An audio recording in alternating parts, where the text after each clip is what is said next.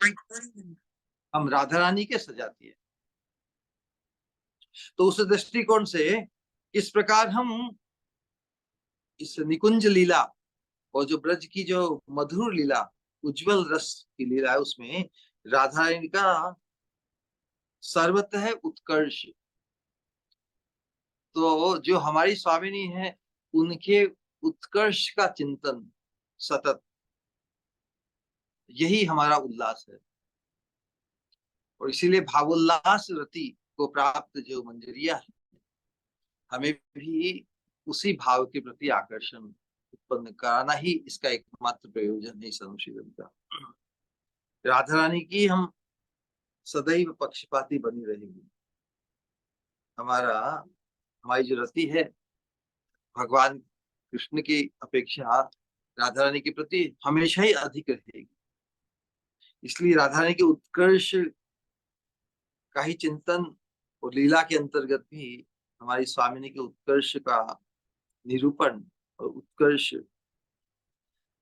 जहां जहां प्रकाश होता है, प्रकाशित होता है राधा रानी का उत्कर्ष, उसी में ही हमारी विशेष रुचि। तो पिछले सत्संग के अंतर्गत हमने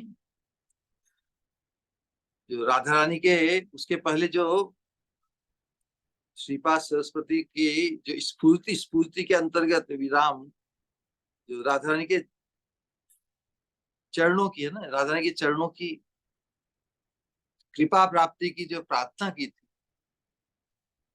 राधा रानी के चरणों का चिंतन करते करते जो लीला की स्फूर्ति हुई, और 2 श्लोक पहले राधा रानी के चरणों की प्राप्ति की जो कृपा की कामना, मतलब राधा रानी के चरणों की कृपा प्राप्ति मतलब साक्षात दर्शन सानिध्य की प्राप्ति। तो उन राधा रानी के चरणों किस प्रकार की, राधा रानी के चरणों में शरणागत, राधा रानी के चरणों में पड़े हुए श्याम सुंदर, श्याम सुंदर की कृपा की प्रार्थना की थी। और उसके अंतर्गत फिर रासलीला, जो प्रार्थना के अंतर्गत जब पुनः राधा रानी के चरणों को प्राप्त करने की, या राधा रानी के दर्शन कहिए या चरणों की सेवा की प्राप्ति की जो कातर भाव से प्रार्थना की, उसके अंतर्गत जो स्फूर्ति हुई रोते हुए, है ना, तो मधुर जो रासलीला है, रासलीला का स्फुरण हो उठा, जिसका वर्णन हमने सुना था कि किस प्रकार पूर्ण चंद्रमा, पूर्ण चंद्रमा की ज्योत्सना में, और विशेष रूप से प्रदोष काल का समय, जब भगवान रात्रि में वंशी वादन पूर्वक सभी गोपियों का आह्वान करते हैं रासलीला के लिए, तो श्याम सुंदर की जो मोहन वंशी बज उठी, वो राधा राम की ध्वनि कर रही, तो नेचुरली समस्त ब्रज सुंदरिया वंशी ध्वनि का अनुकरण करते हुए, शायद आज सबको ही राधा रानी का ही नाम सुना होगा। वैसे तो प्राय सभी गोपियों को अपना अपना नाम सुनाई देता है, लेकिन विशेष रूप से ये चिंतन भी कैसा अनूठा है। कभी हम तो जानते हैं ना, भगवान के लिए राधा रानी सर्वोच्च है, सर्वश्रेष्ठ है। तो आज सभी गोपियों को राधा रानी का नाम ही सुना, और चूंकि राधा रानी का उत्कर्ष है ही, इसलिए सभी गोपियां उस वंशी ध्वनि को सुनकर उसका अनुकरण करते हुए भागी जा रही है। कहां पर, जहां से वंशी की ध्वनि आ रही है, श्याम सुंदर की ओर। राधा रानी भी बड़ी उन्मादना को प्राप्त, उत्कंठित उन्मादित होकर अपने प्रियतम को, प्रीतम कैसे, अब प्रीतम ने आह्वान किया, भले प्रीतम की प्रतिष्ठा तो अद्भुत है, वो आत्माराम आप्त काम है, पूर्णानंद स्वरूप है। पूर्णानंद स्वरूप होने का तात्पर्य है कि जो, जिनसे सभी को सुख और आनंद रस की प्राप्ति होती है, रसो वैसा है, लेकिन वो वंशी बजाकर किसी को बुला रहे हैं, राधा रानी को बुला रहे हैं, तो राधा रानी उनका भी, उनके लिए भी आनंद वर्धन स्वरूप है। तो वैसे पूर्णानंद स्वरूप भगवान श्री कृष्ण को रासोत्सव में आनंद प्रदान करने के लिए उत्कंठित हमारे स्वामी। तो इसीलिए राधा रानी की जो अंतरंग सखिया, उन्होंने राधा रानी का तो आभूषण किया है ना।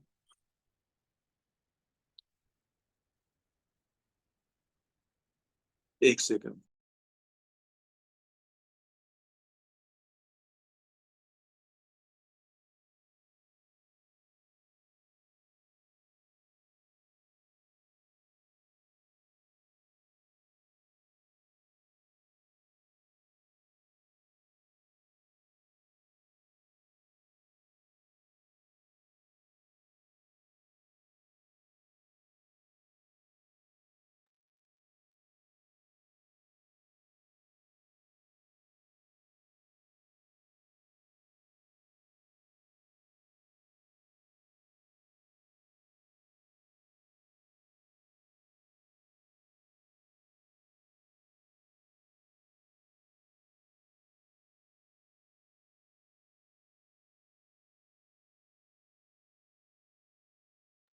हरे कृष्ण हरे कृष्ण। तो राधा रानी का श्रृंगार इत्यादि सखियों ने श्रेष्ठ आभूषण के माध्यम से, वसन भूषणों, तिलक, सुगंधित पदार्थ के लेपन के द्वारा राधा रानी को अति मनोहर वेशभूषा से सुसज्जित कर दिया है। तो सखियों के साथ राधा रानी बड़ी संभल कर रासस्थली के निकट आई है। तो श्याम सुंदर भी, बाकी सखिया भी पहुंच गई है, दूसरी दूसरी सभी पक्ष की सखिया। वो श्याम सुंदर राधा रानी का इंतजार कर रहे हैं, क्योंकि राधा रानी जो रास रासेश्वरी है, उनके बिना तो रास संपादित हो नहीं सकता। तो किशोरी जी की आने का इंतजार है। उसके अंतर्गत हमने एक अ, भगवान की महिमा जो प्रतिष्ठित है, लेकिन यहाँ पर लीला के अंतर्गत हम देखेंगे, हमने जो वर्णन किया पिछले श्लोक में, कि राधा रानी भगवान के लिए भी आनंद वर्धक है। जो सबके लिए आनंद स्वरूप भगवान, उनके लिए हमारी स्वामिनी आनंद वर्धक। और इसीलिए भगवान रास संपादन करते हैं, क्योंकि राधा रानी का जो मादनाख्य महाभाव है, उसके माध्यम से भगवान की इस प्रकार की सेवा राधा रानी करती है, जिससे भगवान का भी आनंद वर्धन होता है। तो इसीलिए रासलीला के माध्यम से भगवान की जो सम्यक वासना, तो सम्यक मतलब अल्टीमेट पूर्ण वासना पूर्ण होती है। भगवान स्वयं भी कहते हैं कि नहीं जाने स्मृते रासे मनो में कीदृश भवेत्। रासलीला की तो बात याद आते ही मेरा मन कैसा हो जाता है, ये मैं स्वयं भी नहीं जानता। ये भगवान स्वयं कहते हैं।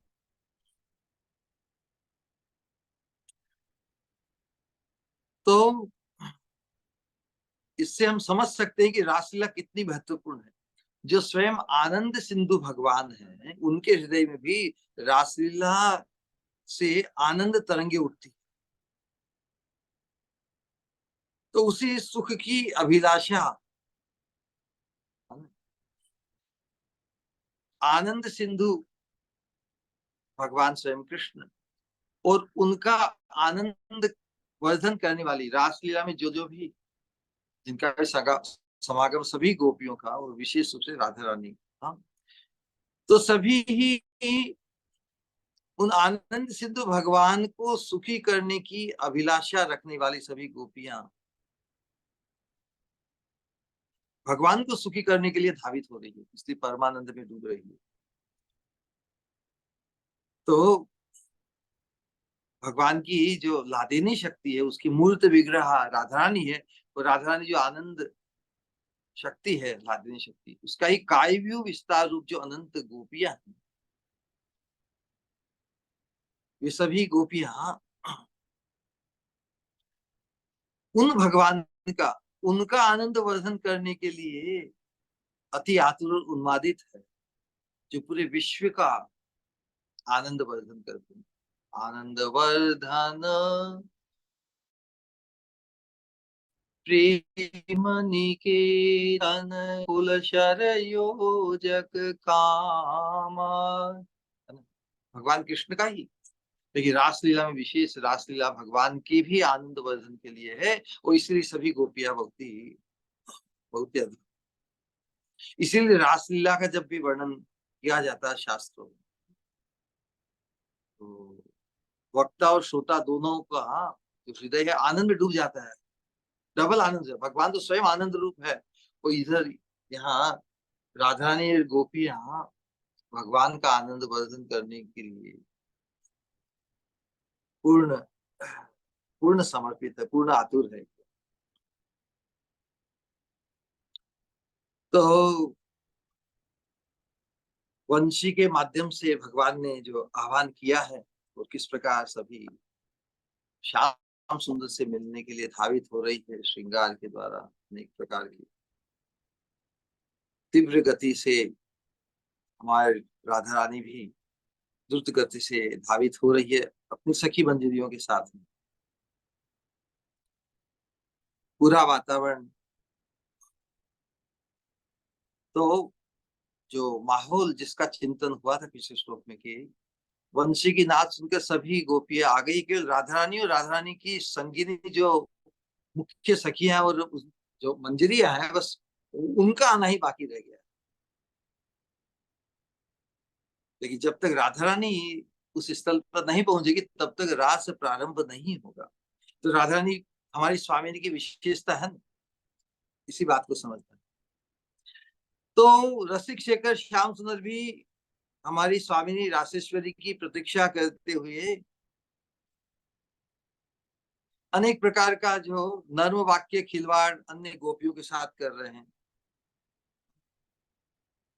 ब्रज सुंदरियों के मन में कुछ ऐसी बात कहकर प्रणय कोप आदि विविध भावों का संचार कर रहे हैं। अब विशेष रूप से राधा रानी के मादन रस की माधुरी का आस्वादन करना ही रास का मुख्य उद्देश्य। क्योंकि राधा रानी का जो मादन रस है, जो मादन भाव है, वो एक्सक्लूसिव है, वो किसी में नहीं है, अन्य गोपियों में भी नहीं है, स्वयं श्याम सुंदर में भी नहीं है। जबकि श्याम सुंदर सभी शक्तियों के स्रोत होते हुए भी राधा रानी के हृदय में ही वो मादन भाव, मादन रस की माधुरी, उस माधुरी का आस्वादन करने के लिए ही तो ये रास उत्सव मुख्य रूप से। तो उसके बिना रास संपादित नहीं। श्रेष्ठ उपचार या जो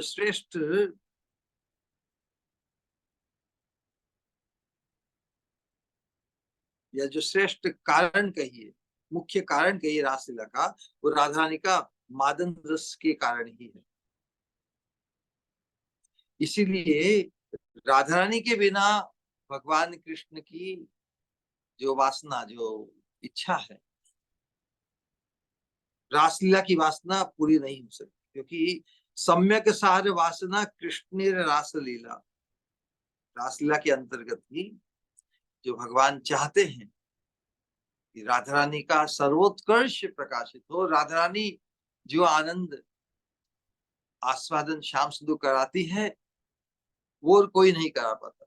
इसलिए सभी राधा रानी के प्रति सबॉर्डिनेशन को स्वीकार करें, किसी की राधा रानी के प्रति असूया बुद्धि ना हो, समता बुद्धि। राधा रानी विशेष है, इसका भान सबको हो जाए।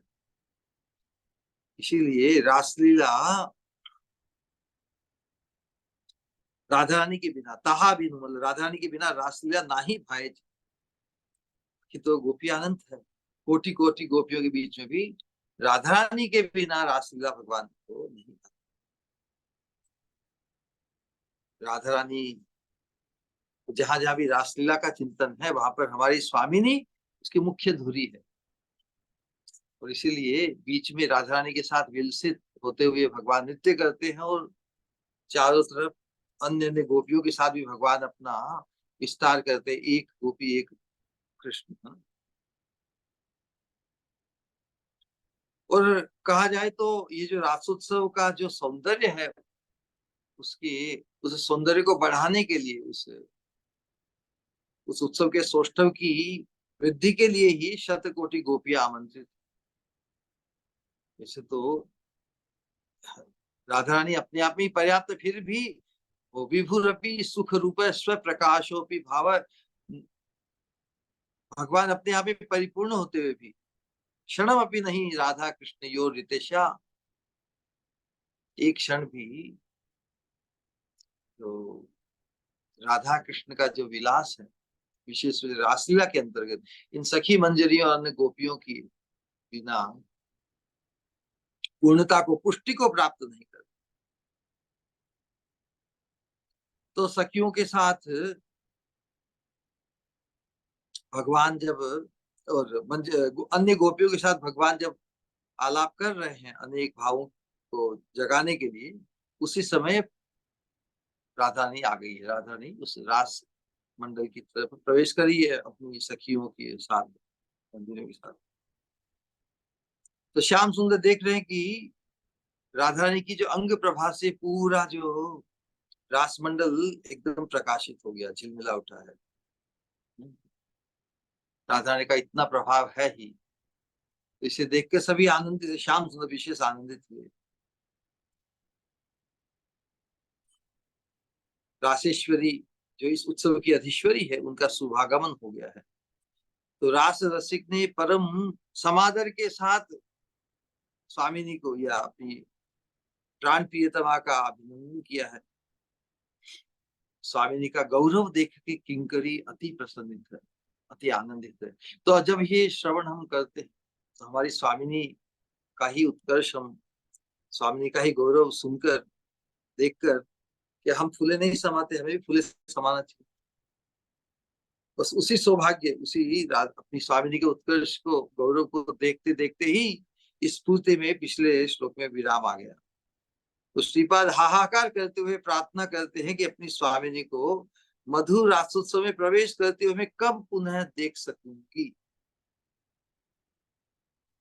उसके बाद में जो आज का श्लोक है उसका विचार करें, क्योंकि ये रासलीला के 2 श्लोक है। इसके बाद में जब पुनः स्फूर्ति प्राप्त होती है, तब क्या दर्शन होता है, उसी को ही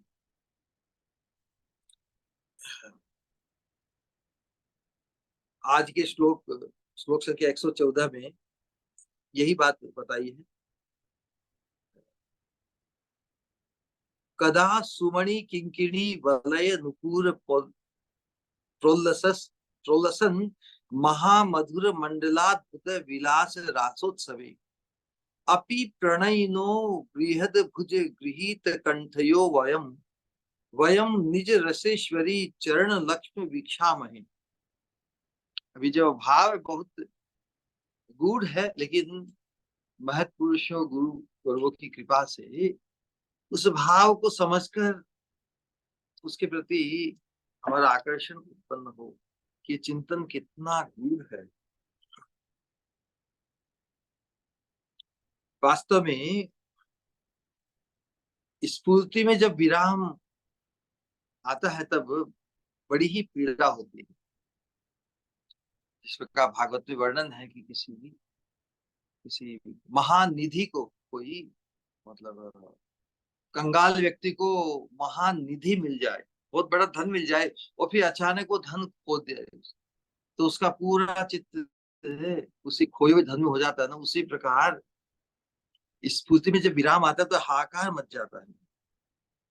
लेकिन केवल राधा रानी के चरणों को ही पुनः प्राप्त करने को, राधा रानी जिस अवस्था में पूर्व पूर्व चिंतन था, रासलीला में राधा रानी ने प्रवेश किया है, और राधा रानी स्वामिनी का जो गौरव देखकर तो आनंद अनुभव किया है, उस आनंद को खोकर पुनः उसी आनंद को पुनः प्राप्त करने के लिए जो प्रार्थना की है आरती पूर्वक, कि मैं रासेश्वरी को मधुर रासोत्सव में प्रवेश करते हुए कब देखूंगी। यही भाव है। यहाँ से भाव किस प्रकार आगे बढ़ता है, क्योंकि भाव बड़ा ही गहरा है।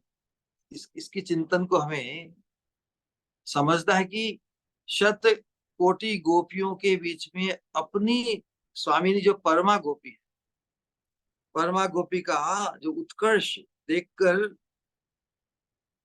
हमारा हृदय भी बड़े गौरव से भर जाएंगे ना। तो वही स्थिति है, उसी स्थिति में हमें अपने आप को ले जाना है इस अनुष्ठान के माध्यम से। वैसे स्वामिनी के उत्कर्ष को देखकर हृदय में हम भी गौरव धारण करते हैं, और अचानक वहां से हमें उस आह्लादमयी परिवेश से निकाल कर जैसे बाहर धक्का देके निकाल दिया जाए, क्या होगा उसे?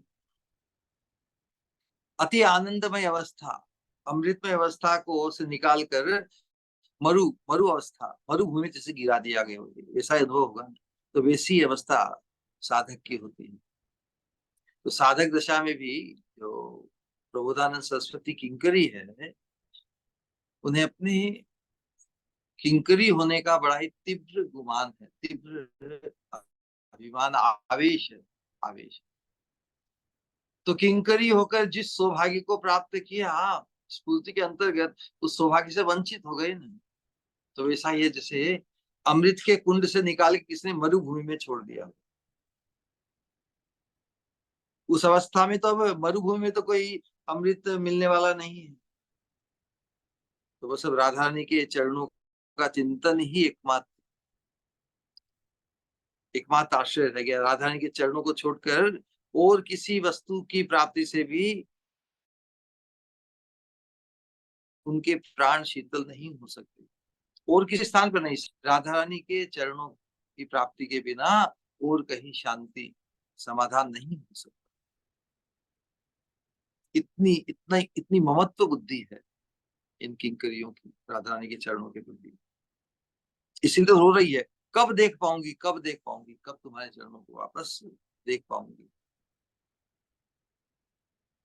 क्या देखा था कि जब राधा रानी ने प्रवेश किया, राधा रानी की अंग की द्युति, तप्त कांचन गौरांगी इतनी जबरदस्त है कि शत कोटि गोपियों भी उज्जवल वर्णा ही है, सभी सभी उज्ज्वलाए ही है वहां पर। लेकिन राधा रानी की जो उज्ज्वलता है, वो सभी गोपियों की उज्ज्वलता को जैसे एक प्रकार की आच्छादित कर रास मंडल को और भी विशेष प्रकाशित कर रही है, ऐसा अनुभव किया। तो तुम्हारी उस अंग कांति से श्याम सुंदर भी जैसे, श्याम सुंदर के हृदय में भी जैसे राधा रानी के विरह रूपी अंधकार छाया हुआ था। राधा रानी के इस मंडल में प्रवेश करने से श्याम सुंदर का हृदय भी जैसे आलोकित हो गया। तो इस प्रकार की स्फूर्ति, हे स्वामिनी कृपा करके मुझे उसी राज्य में ले चलो जहाँ पर ये आनंद आस्वादन, ये सौभाग्य मैंने अनुभव किया था। तो श्रीमती राधारानी की कृपा से जब ये ट्राई ट्राई कर रहे हैं, तो पुनः रास की स्फूर्ति प्राप्त हुई है। उस स्फूर्ति में पुनः देख रही है, स्फूर्ति में कि रासेश्वरी रास मंडल में प्रवेश कर चुकी है। तो रास रसिक श्याम सुंदर के हृदय में रास रस आस्वादन की वासना उद्दीप्त हो गई है। इंतजार किया ना राधा ने, क्या नहीं। तो अब शत कोटि ब्रज सुंदरियों से अद्भुत जो वातावरण माहौल है, मंडप जैसा सर्कल, शतकोटि गोपियों के साथ रास मंडल की रचना हो गई है। गोपी कृष्ण, गोपी कृष्ण, गोपी कृष्ण। और बीच में कौन? हमारी स्वामी। मंडली बंधे गोपीगण करे नर्तन, मध्य राधा सह नाचे ब्रजेंद्र नंदन। यही रासलीला का स्वरूप है। शत गोपियों, शत कोटि गोपियों के साथ भगवान नित्य कर ले। बीच में सेंट्रल फोकस, सेंटर में कौन है? राधा श्याम सुंदर। मध्य राधा सह नाचे ब्रजेंद्र नंदन।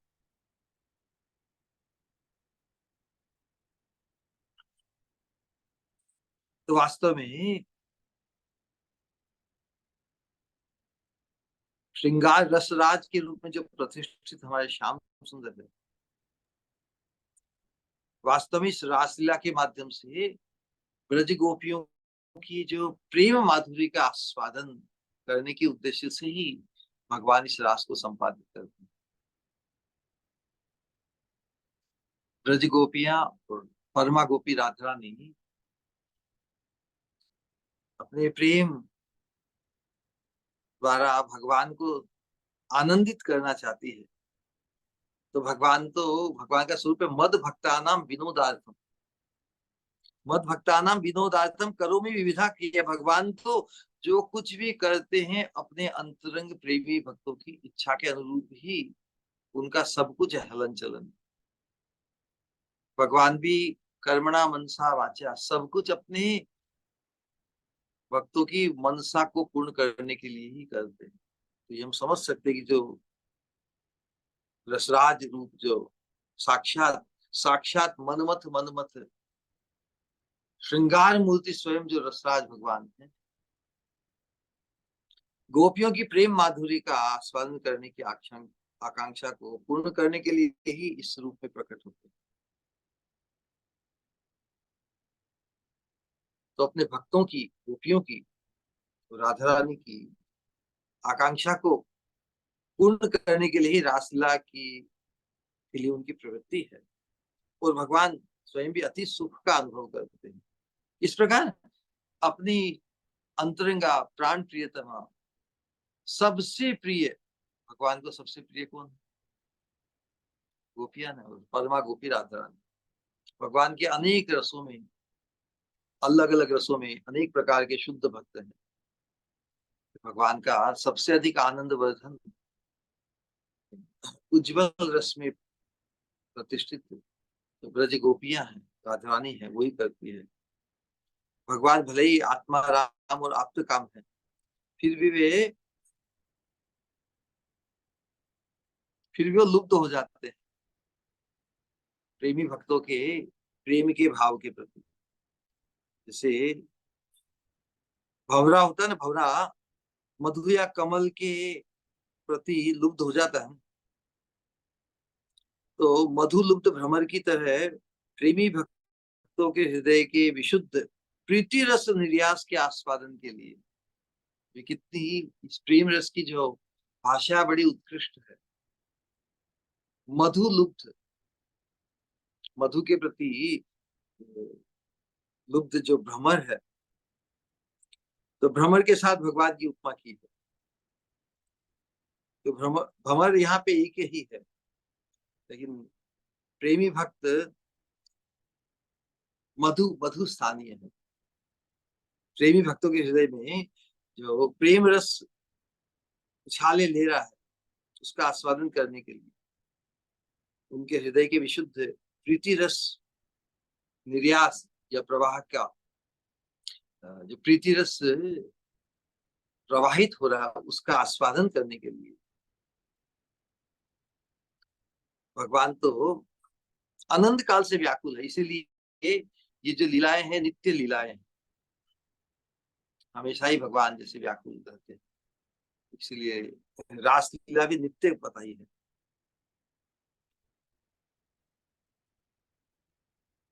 तो यही भगवान की जो लीला में जो प्रवृत्ति होती है अपने भक्तों के प्रीति रस आस्वादन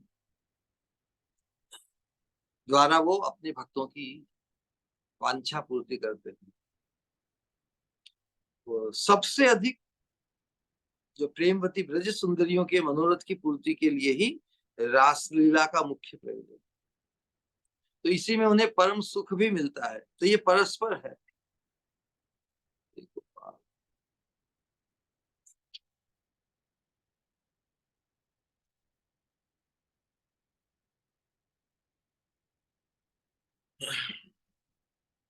इसीलिए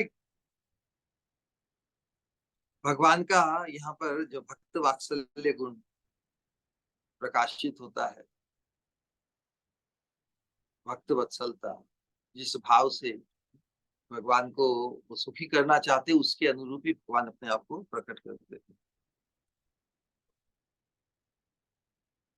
भक्त वात्सल्य के स्वभाव से ही रासलीला भी प्रकट होती है।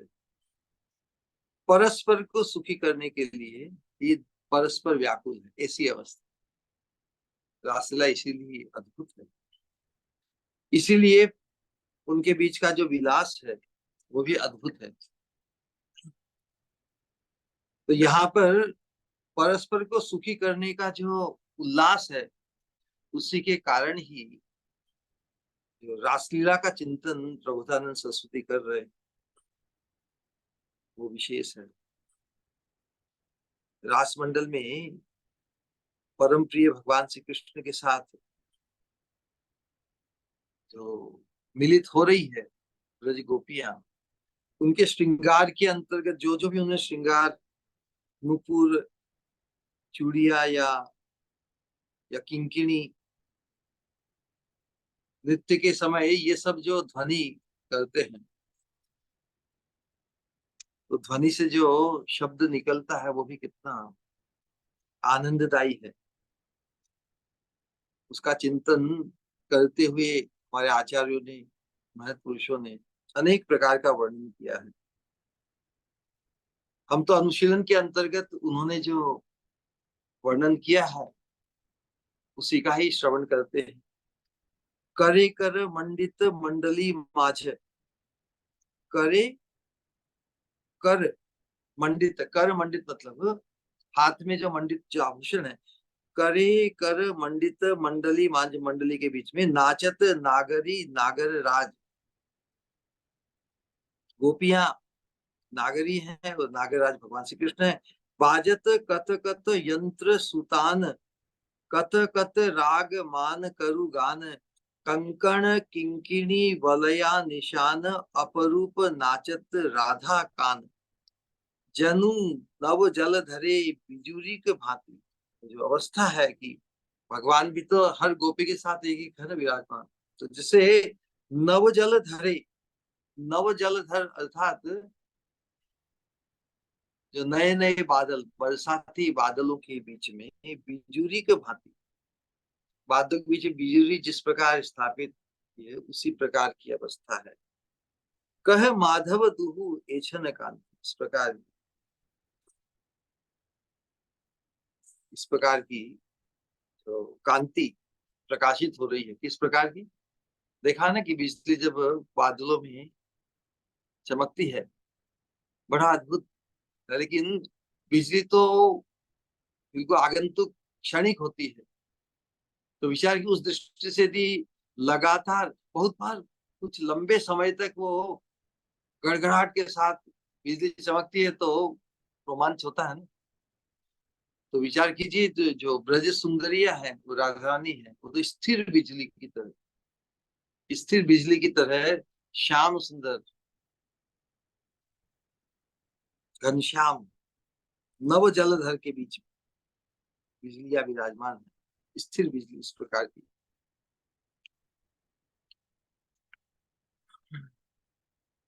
तो जितना भी श्रृंगार है विशेष रूप से राधा रानी का, राधा रानी तो साक्षात महाभाव की मूर्ति है, और राधा रानी का जो श्रृंगार है सब कुछ वो भी महाभाव से ही गठित है, ऐसा कह सकते हैं। तो महाभाव के चरणों में महाभाव के नुपुर नृत्य के ताल ताल पर सरस झंकार करते हुए बज रहे हैं। सभी ब्रज गोपी भी महाभाव स्वरूप है, लेकिन अनंत ब्रज गोपियों के बीच में हमारा जो मेन फोकस है वो राधा रानी के प्रति है।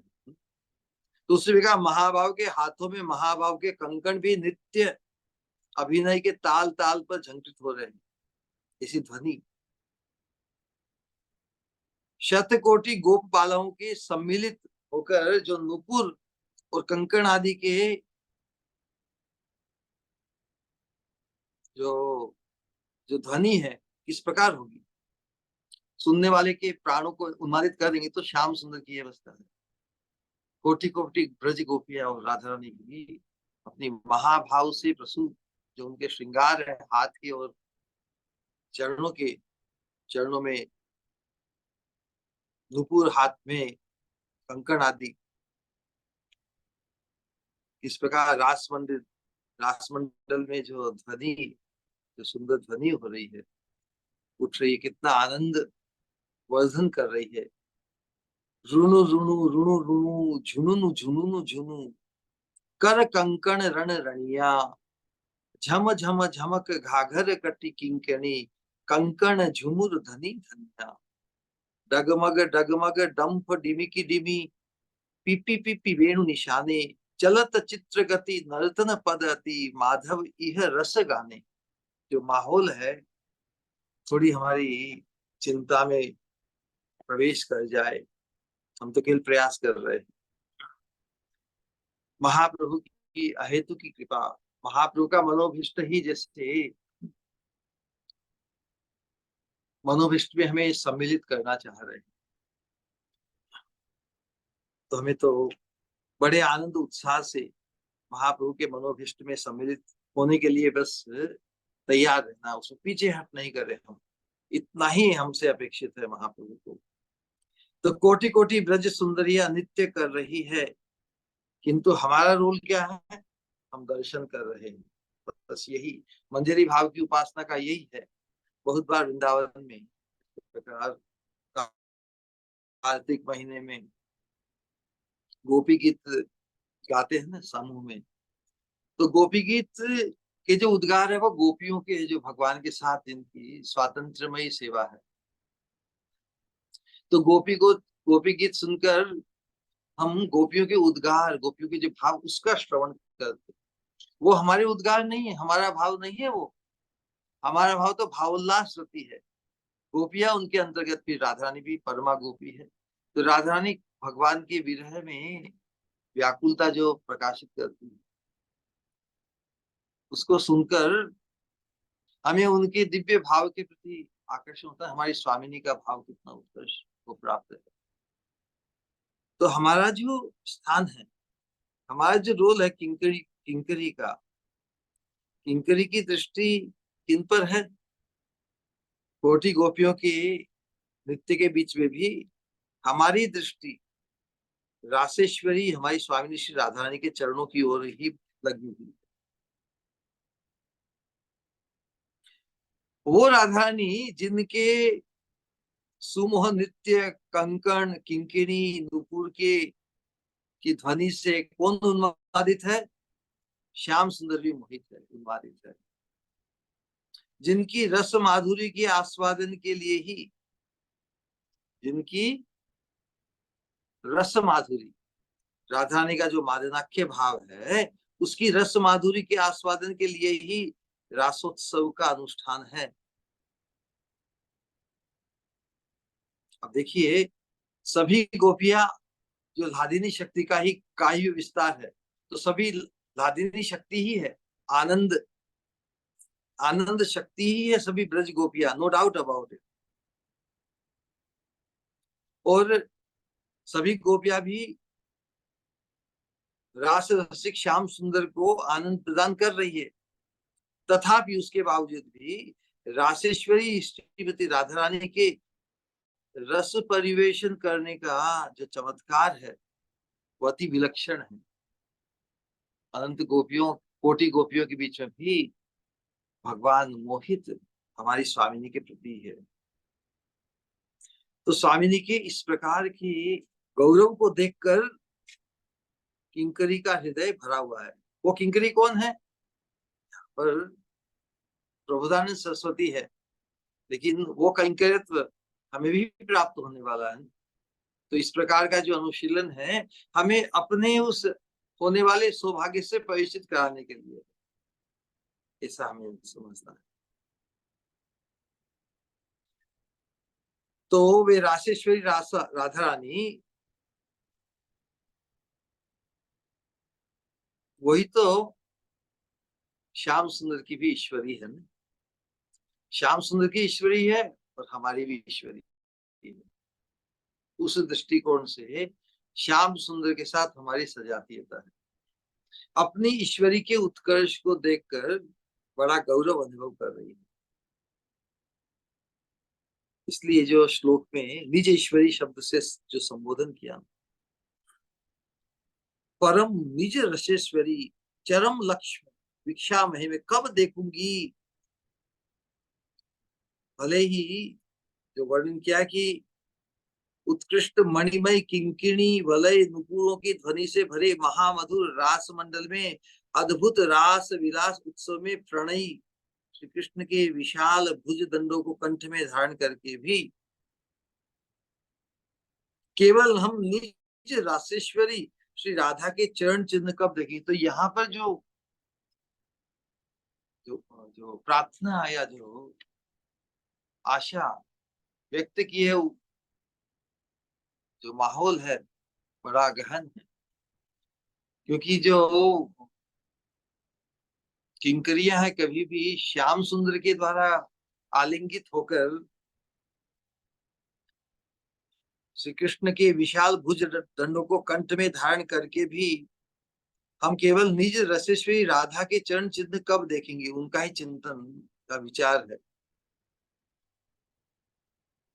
वास्तव में किंकरियों के साथ श्याम सुंदर का कोई विलास या श्याम सुंदर उन्हें अपने विशाल भुजदंडों से उनके कंठ को धारण करे भी तो भी उनके साथ नृत्य नहीं करती। नृत्य कौन करती है? लेकिन सखियां करती है।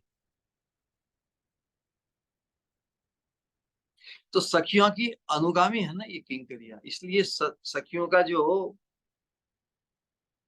पद है किंकरियों से श्रेष्ठ है, लेकिन सेवा सौभाग्य किंकरियों का अधिक है। तो यहाँ पर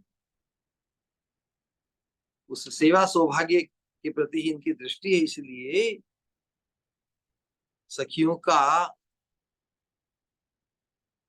कभी कभी भगवान कृष्ण राधा रानी की इच्छा को देखते हुए उनका आलिंगन इत्यादि करते हैं। तो सखियों के अनुगतीय मंजरियां भी है। तो सखियों की विशेषता को बताते हुए उन्हें कोई ईर्ष्या नहीं है किंकरियों को, बिल्कुल। भले ही कभी कभी इनके कंठ को भी श्याम सुंदर अपने विशाल भुजदंडों से कंठ को इनके कंठ को धारण कर, लेकिन उनका गुमान क्या है कि हम तो केवल निज रसेश्वरी श्री राधा रानी के चरण चिन्ह का ही को ही देखेंगे, नृत्य नहीं करती। सखियां कभी कभी नृत्य में शामिल हो जाती है, उनकी स्वातंत्र में ही सेवा है। लेकिन किंकरियों की सेवा तो केवल राधा रानी के चरणों की के प्रति ही उनकी दृष्टि है। तो वही भाव विशेष रूप से व्यक्त कर रहे हैं कि हम श्याम सुंदर की भुजाओं में बद्ध होकर भी श्री राधा रानी के चरण चिन्ह दर्शन कर कब विभोर होंगी। तो यहाँ पर यही प्रश्न उठाया गया पूर्व पक्ष कि भाई श्री राधा रानी की किंकरिया रास में कृष्ण बाहुबद्ध होकर नृत्य नहीं करती, वे रास में उपस्थित होकर अपनी रासेश्वरी श्याम सुंदर और सखियों की विविध प्रकार की सेवा करती है। परिचर्या में ही तो उनका मुख्य रोल है। फिर यहाँ किंकरी भावाविष्ट श्रीपाद ने,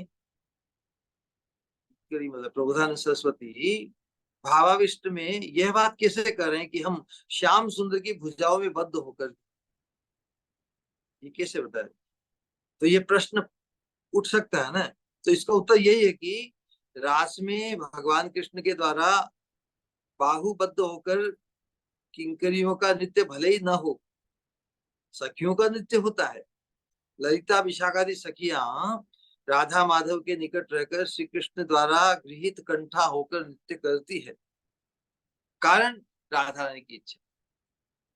राधा रानी की इच्छा से समय समय पर ललिता आदि सखियों को नायिकात्व प्राप्त होता है। यद्यपि सखियों में इसी बात का आग्रह क्या है, सखियां आगे की इच्छा नहीं करती, वो चाहती है कि राधा रानी के साथ ही श्याम से मिलित हो।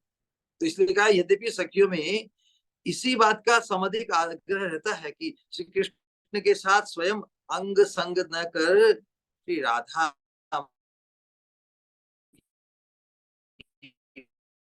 माधुरी का आस्वादन। तो आपने कहा है श्याम सुंदर के साथ मिलित होकर होना उनका आग्रह नहीं है। राधा रानी ट्रिक करके राधारानी की इच्छा को मानते हुए कभी कभी वो श्याम सुंदर के साथ मिलित होकर की भुजाओं से कंठाबद्ध होकर नृत्य करती है। लेकिन उनका आग्रह किसमें होता है कि श्री कृष्ण के साथ स्वयं अंग संग न कर राधा रानी के साथ कृष्ण की मिलन माधुरी संपादित हो, उसका आस्वादन करे। लेकिन फिर भी स्वामिनी अपनी ईश्वरी राधा रानी के सुख के लिए बीच बीच में कृष्ण के साथ निज अंग संग भी स्वीकार करती है। और ये जानकर कि क्योंकि राधा रानी का अभिष्ट है, राधा रानी का अभिष्ट जानकर ही कि भाई ऐसा करने से राधा रानी को आनंद प्राप्त होगा। राधा रानी का आनंद प्राप्त कर रही है इसे देखकर, इसलिए वो परमानंद में विभोर हो जाती है। उनका मुख्य आशय राधा रानी के साथ श्याम सुंदर को विलसित होते देखने में। राधा रानी की इच्छा है कि नहीं, तुम मेरी सखिया हो, जो सौभाग्य मुझे प्राप्त है तुम्हें भी ये प्राप्त हो, ये मेरी इच्छा है। तो राधा रानी को सुखी करने के लिए, आनंदित करने के लिए वो इस प्रकार ये श्याम सुंदर के साथ संग करके भी, नृत्य करके भी अपनी स्वामिनी का आनंद वर्धन कर रही है। उनको आनंद वर्धन करने के लिए, आनंद वर्धन करते हुए वो परमानंद का अनुभव कर रही है। चेतन चैतामृत में वर्णन है कि यद्यपि सखीर कृष्ण संग में नाही मन, सखियों का अभी स्वरूप है। यद्यपि सखीर कृष्ण संग में नाही मन, मन नहीं है, तथापि राधिका यत्न कराए मिलन, फिर भी राधा रानी यत्न पूर्वक उनका मिलन कराती है। नाना छले कृष्ण प्रेरी संगम कराए, अनेक छल पूर्वक कृष्ण को प्रेरित करती है कि इनके साथ संगम करो। नाना छले कृष्ण प्रेरी संगम कराए, आत्म कृष्ण संग हिते कोटि सुख पाए। श्याम सुंदर के साथ अंग संग करने की अपेक्षा भी सखियों को कृष्ण के साथ अंग संग करा के राधा रानी कोटि गुना अधिक सुख पाती है। अन्योन्य विशुद्ध प्रेम करे रस पुष्ट, परस्पर के प्रति जो प्रेम उनका है, खुद की स्ववासना नहीं कि मैं मिलित होके हूँ। अन्योन्य विशुद्ध प्रेम, एक दूसरे को कृष्ण के साथ संगम कर सुखी होते हैं। अन्योन्य में करे ता सम है तुष्ट, परस्पर के प्रति प्रेम देखकर श्याम सुंदर अति तुष्ट होते हैं, सुख पाते हैं। तो यहाँ पर किंकरियों का जो रोल है वो क्या है? ये कि भाई किंकरिया भी एक प्रकार की सखियां ही है, किंतु तो सखियों के साथ सखित्व में पर्याय उनका क्या है? पर्याय यही है कि दोनों की मनसा ही श्याम सुंदर के साथ मिलित होने की नहीं, बल्कि दोनों की मनसा ही है राधा रानी के साथ श्याम सुंदर मिलित हो। बस वो तो केवल सेवा करे। तो सखित्व के प्रयास में रहकर भी परिचर्या के काम में अधिक आसक्त है। उनकी आसक्ति राधा रानी यदि उन्हें प्रेरित भी करे श्याम सुंदर मिलित हो लिए, फिर भी वो बचना चाहती। फिर कभी कभी जबरदस्ती करके ही राधा रानी की अति इच्छा जानकर कहती है, ये स्वामिनी, हमें अधिक सुख, अनंत गुना सुख आपके साथ श्याम सुंदर को विलसित होते देखने में है। तो फिर हमें अधिक सुख से निकालकर कम सुख में क्यों धकेलना चाहती हो तुम? इस प्रकार का आक्षेप, प्रेम भरा आक्षेप करते। हमें अधिक सुख आपके साथ श्याम सुंदर के मिलित होने में, के दर्शन में, उस अधिक सुख से छुड़ाकर कम सुख की तरफ क्यों धकेल? ऐसा ऐसा नहीं सोचना चाहिए कि किंकरियों को भगवान का स्पर्श इत्यादि प्राप्त नहीं, सब कुछ प्राप्त, लेकिन उनकी स्पृहा ही नहीं। यही तो बात है, इस बात को समझ। स्वप्न में भी उनके श्याम सुंदर से मिलने की, उनके साथ विलसित होने की स्पृहा जागृत नहीं होती। उनकी तो एकमात्र आसक्ति युगल की सेवा करने में। तो इसी यही कारण है कि ललिता आदि सखियों की तरह इनमें नायिकात्व कभी नहीं होता। ये तो हमेशा ही युगल की विविध प्रकार की सेवा करने में ही इनके प्राण समर्पित है। तो इसी बात को लेकर सखियों की अपेक्षा मंजरियों का भेद या वैशिष्ट है। अंतरंग सेवा कुंज मंदिर की जब ग्रह लीला के अंतर्गत जहाँ सखियां भी वहां पर जाने में संकोच करती है, क्योंकि सखियां राधा रानी की समकक्ष समान है, इसलिए अपनी समान सहेली अपनी सहेली को अपनी प्रियतम के साथ एकांत में देखने में संकोच होता है। लेकिन किंकरियां तो राधा रानी के भाव की स्फूर्ति है। उस अवस्था में भी राधा रानी और श्याम सुंदर उनकी सेवा को समय स्थान उचित सेवा लेने में संकोच नहीं करते उनकी उपस्थिति में। तो सखी पर्याय, क्योंकि राधा रानी और श्याम सुंदर का संग करती है, इसलिए उस दृष्टि से किंकरिया भी सखी कहलाती है। 5 प्रकार की सखियां हैं, उनमें जो नित्य सखी और प्राण प्रिय सखी के रूप में मंजरिया स्थापित है। तो सखी सखित्व का पर्याय पर्याय में मतलब स्थित है, किंकरिया भी सखी कहलाती है। लेकिन सौभाग्य में ये सखियों से श्रेष्ठ है सेवा के कारण। भले ही पद मर्यादा में सखियां श्रेष्ठ है ना। सखियां रास नृत्य के समय भगवान कृष्ण के बाहु बद्ध होकर नृत्य करती है और किंकरिया बीजन आदि अनेक प्रकार की सेवा संपादित करती है। किंतु सभी की दृष्टि अपनी रासेश्वरी श्री राधा रानी में ही निबद्ध रहती है। तो इस विषय में सखी मंजरियां सभी एक ही पर्याय में स्थित है। सेवा करने में दोनों ही अति उत्सुक है, लेकिन किंकरिया भगवान के द्वारा बाहुबद्ध होकर भगवान के साथ नृत्य नहीं करती। इसीलिए सखियों के उत्कर्ष को एक्नोलेज करते हुए यहाँ पर देखिए सेवा के रूप में तो किंकरियां उत्कर्ष को प्राप्त है, लेकिन इन सखियों को अपनी अपनी गुरु रूप में सखियों को प्रधानता देकर उनकी जो पद मर्यादा में जो जो श्रेष्ठता है ना, उनका गुरुत्व है ना, तो सखियों को प्रधानता देकर पर पद मर्यादा के गुरुत्व की दृष्टि से कहा है कि हम प्रणयी श्री कृष्ण की भुजाओं में बद्ध होकर उनके साथ समत्व, हम प्रणयी श्री कृष्ण की भुजाओं में बद्ध होकर नृत्य करें तब भी हमारी दृष्टि श्री राधा चरण चिन्हों में निबद्ध रहती है। सखियों के साथ सेवा के लिए हमेशा ही तो यहाँ पर सखियों के गुरुत्व को स्थापित कर रही है। सखियां तो श्याम सुंदर के साथ मिलित हो रही है, नृत्य भी करती है, लेकिन हम श्याम सुंदर के साथ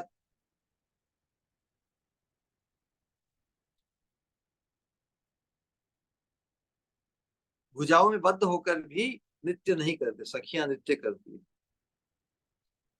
इसी दृष्टि से यहाँ पर बताया उनके पद के सौभाग्य, पद की अधिकता को, गुरुत्व को स्थापित किया। तो रास नृत्य के समय भी जो हमारा रोल है किंकरियों का, हमारी दृष्टि राधा रानी के चरणों में ही निबद्ध रहती है। किस प्रकार नृत्य करते करते वो जो ब्रज रज के अंतर्गत, ब्रज की रज में अपनी स्वामिनी के अद्भुत चरण चिन्ह अंकित हो रहे हैं ना। तो श्रीमती के दक्षिण और वाम चरणों में, दाएं और बाएं चरणों में जो निशान अंकित है ना, 19 स्थान, 19 निशानों का वर्णन है। बाएं पैर में 11 और दाहिने पैर में 8, इसमें 19 राधा रानी के पदांक देखकर किंकरी के आनंद की सीमा नहीं रहती। तो रस जहाँ पर सहज ही उत्पन्न हो रहा है रास में ना, तो विचित्र रस और रस का आस्वादन, रस रूप श्याम सुंदर है, स्वयं भी आस्वादन कर रहे हैं, और ये रासलीला बड़ी ही विचित्र रस का आस्वादन सभी के लिए, श्याम सुंदर के लिए रसास्वादन हो रहा है, गोपियों के लिए रसास्वादन, और किंकरियों के लिए भी रसास्वादन। और किंकरियों के अनुगत्य को अंगीकार करते हुए हमारी जो साधना है, तो रासलीला का जो श्रवण वर्णन इत्यादि है, सभी के लिए आस्वादनकारी है।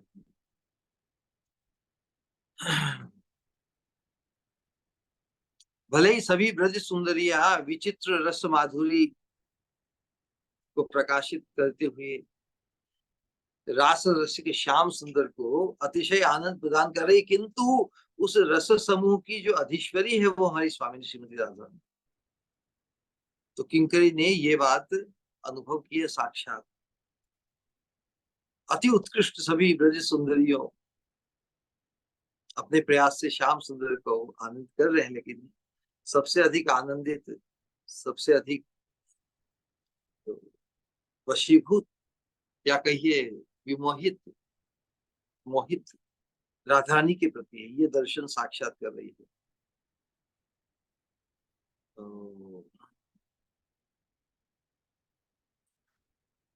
तो किस प्रकार तो रसेश्वरी हमारी स्वामिनी है, उनकी जो प्रेम रस माधुरी है, वो प्रेम रस माधुरी, उसका उसका प्रकाश या उसका विस्तार रासस्थली में जो चिन्मय राधा रानी के जो चरण है, चरण में जो दिव्य चिन्ह अंकित है, उनमें भी जैसे राधा रानी के चरणों से ये प्रेम रस माधुरी ही जैसे प्रकाशित या विस्तार को प्राप्त हो रही है, इस प्रकार का अनुभव कर रही है। इस प्रकार का अनुभव श्रीमती के चरण चिन्ह दर्शन कर किंकरी को यह अनुभूति हुई है। राधा रानी के चरणों के जो चिन्ह है वो ब्रज की रज में अंकित हुए हैं। जैसे राधा रानी जो प्रेम रस माधुरी का विस्तार कर रही है, उनके पद चिन्हों के में भी उसी का ही विस्तार हुआ है। वैसा दर्शन करते करते राधा रानी के अपने रासेश्वरी के चरण चिन्ह देखते देखते देखते ही जैसे स्फूर्ति में विराम हो गया है। तो हम साधक भक्तों के लिए भी यही पे यही शिक्षा की, साधक भक्त भी ईश्वरी के जो 19 चिन्ह है, 19 चिन्हों से युक्त श्री पादांकों का नित्य ध्यान करे, तो प्रेमानंद रस में निमज्जित हो, यही की शिक्षा है। तो हमारे शास्त्रों में उज्जवल नीलमणि में और विश्वनाथ चक्रवर्ती ठाकुर ने बहुत जगह चिंतन के रूप में राधा रानी के चरण चिन्हों का वर्णन किया है, उसका हम संक्षेप में चिंतन करते हैं। हमारी स्वामिनी के चरण चिन्ह का इतना आनंद है। तो बहुतों ने, आप सब में बहुतों ने देखा होगा राधा रानी के चरणों के चिन्ह, आज हम विशेष रूप से आते श्री कृष्ण चरण और राधा रानी के चरणों का ये रहा श्री राधिका चरण चिन्ह।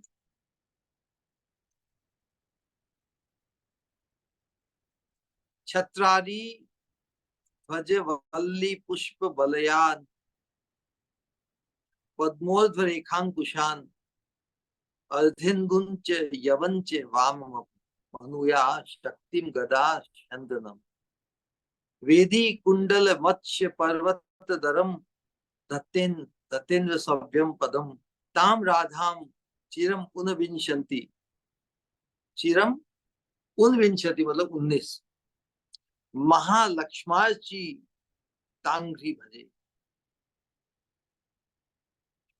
छत्र चक्र ध्वजा पुष्पवल्ली कंकण कमल ऊर्ध्व रेखा अंकुश अर्धचंद्र एवं यव, ये 11 चिन्ह वाम चरण में विराजमान है। इस प्रकार हम जो इसका देख रहे हैं, ये देखिए राधा रानी के चरण दिखाई दे रहे हैं। किसी के पास हो अपने संग्रह में उसका चिंतन करें, है ना अद्भुत। तो ब्रज की रज में, क्योंकि ब्रज की रज में ही तो विलास लीला होती है श्याम सुंदर के साथ। राधा रानी के जो ये पदांक अंकित होते हैं ब्रज की रज में, उन्हें देखकर भी किंकरिया या हमें बहुत प्रफुल्लित होते हैं। तो 11 चिन्ह राधा रानी के वाम पग में, पैर में, तलवे में। फिर शक्ति गदा रथ वेदी कुंडल मछली पर्वत एवं शंख, ये 8 चिन्ह श्री राधिका जी के दाहिने चिन्ह, है ना। ये दाहिना चिन्ह जिसमें नीचे मछली है वो दाहिना चिन्ह। तो ये 8 चिन्ह राधा रानी के दाहिने चिन्ह चरण में अंकित है। ऐसे 19 महालक्षणों युक्त श्री राधा जी के चरण कमलों का मैं भजन करती हूँ, है ना। उसकी भी धारणा क्रम का भी बताया है आचार्य ने, जिस पद्धति से वो उनका चिंतन करते हैं क्रम से, उसका भी वर्णन। जैसे तब किसी का विशेष आकर्षण, उत्कट आकर्षण जब प्रकट होगा तो नेचुरली अपनी स्वामिनी के चरणों में जो निशान चिन्ह अंकित है का ध्यान भी। तो कहा है कि अरे मनस चिंतये राधिकाया वामे पदेंगुष्ट तले यवारी प्रदेशिनी संधि भागुर्ध रेखाम आकुंचिताम आचरणार्धमेव मध्यातले अब्ज ध्वज पुष्पवल्ली कनिष्ठ काधोंकुश बेकवेव चक्रस्य मूले वलयात पत्रे वाष्णव चंद्रार्ध मथांध पादे। हाँ, इन चिन्हों का धारण क्रम इस प्रकार। अरे मन, श्री राधिका जी के बाएं चरण में अंगूठे के नीचे एक जौ तथा चक्र का स्मरण कर, प्रदेशिनी अंगुली के संधि भाग से लेकर आधे चरण तक पतली होती गई रेखा सुशोभित है 3 नंबर। मध्यमा अंगुली के नीचे चौथा कमल, ध्वजा, पुष्प, वल्ली अथा गुल्म, है ना।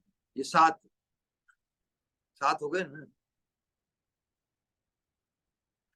फिर कनिष्ठा अंगुली के नीचे 8 अंकुश, चक्र के नीचे छाता, उसके नीचे कंकण तथा एड़ी में अर्ध चंद्रमा सुशोभित है।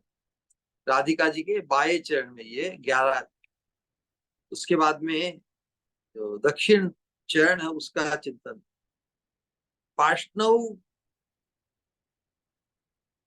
झषम छंद नशैलैर मूर्ध्वे तत्पार्श्वो तत् पार्श्वयो शक्ति गदे च शंखम अंगुष्ठ मूले थ कनिष्ठ काधो वेदी मध कुंडल मेव तस्या।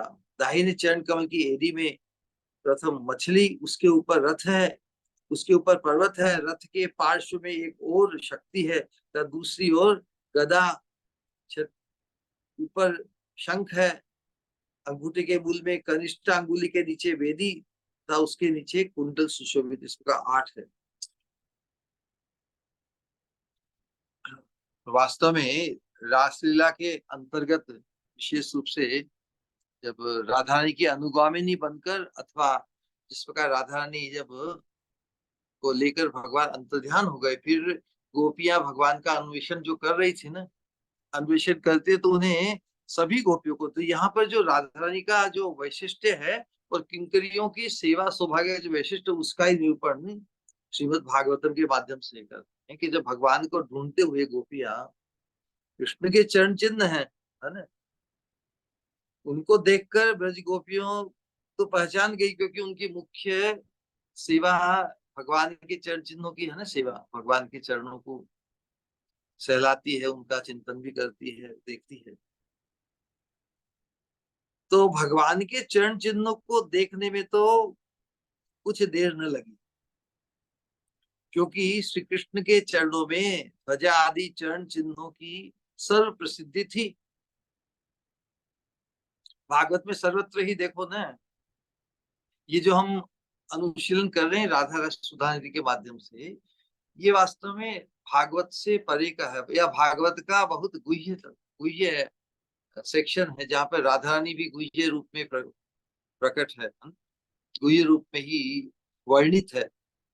सर्वत्र भगवान के चरण चिन्हों को ही मुख्य प्राथमिकता दी गई है, वहीं पे उनका वर्णन है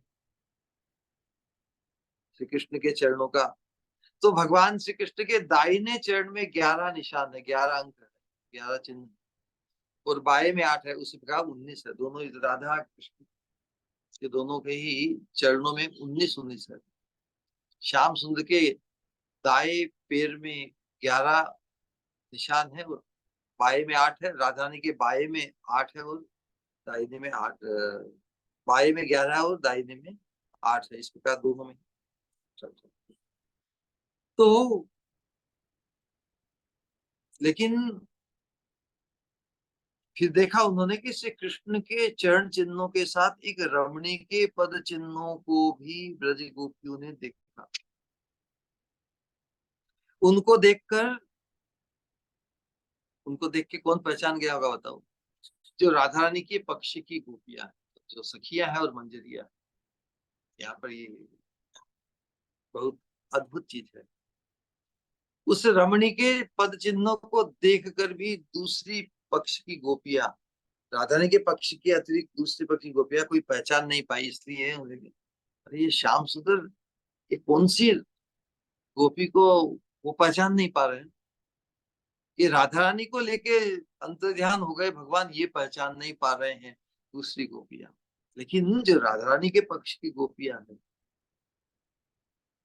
उनमें से ललिता आदि जो अंतरंगा सखी है, वो झट जान गई कि ये तो हमारी प्रिय सखी राधा रानी के पद चिन्ह है, और उनके अनुगत्य में रहने वाली मंजरियों ने भी पहचान लिया, विशेष रूप से पहचान लिया हुआ।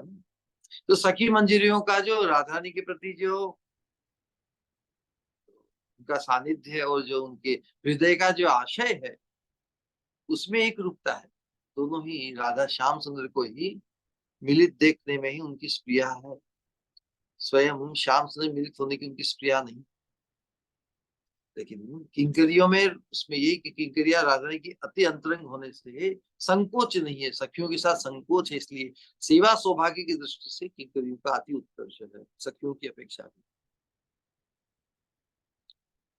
तो क्यों क्यों पहचान गई सखिया मंजरिया राधा रानी की? क्योंकि विशेष अवसर पर उनका चरण संपादन करती रहती है ना।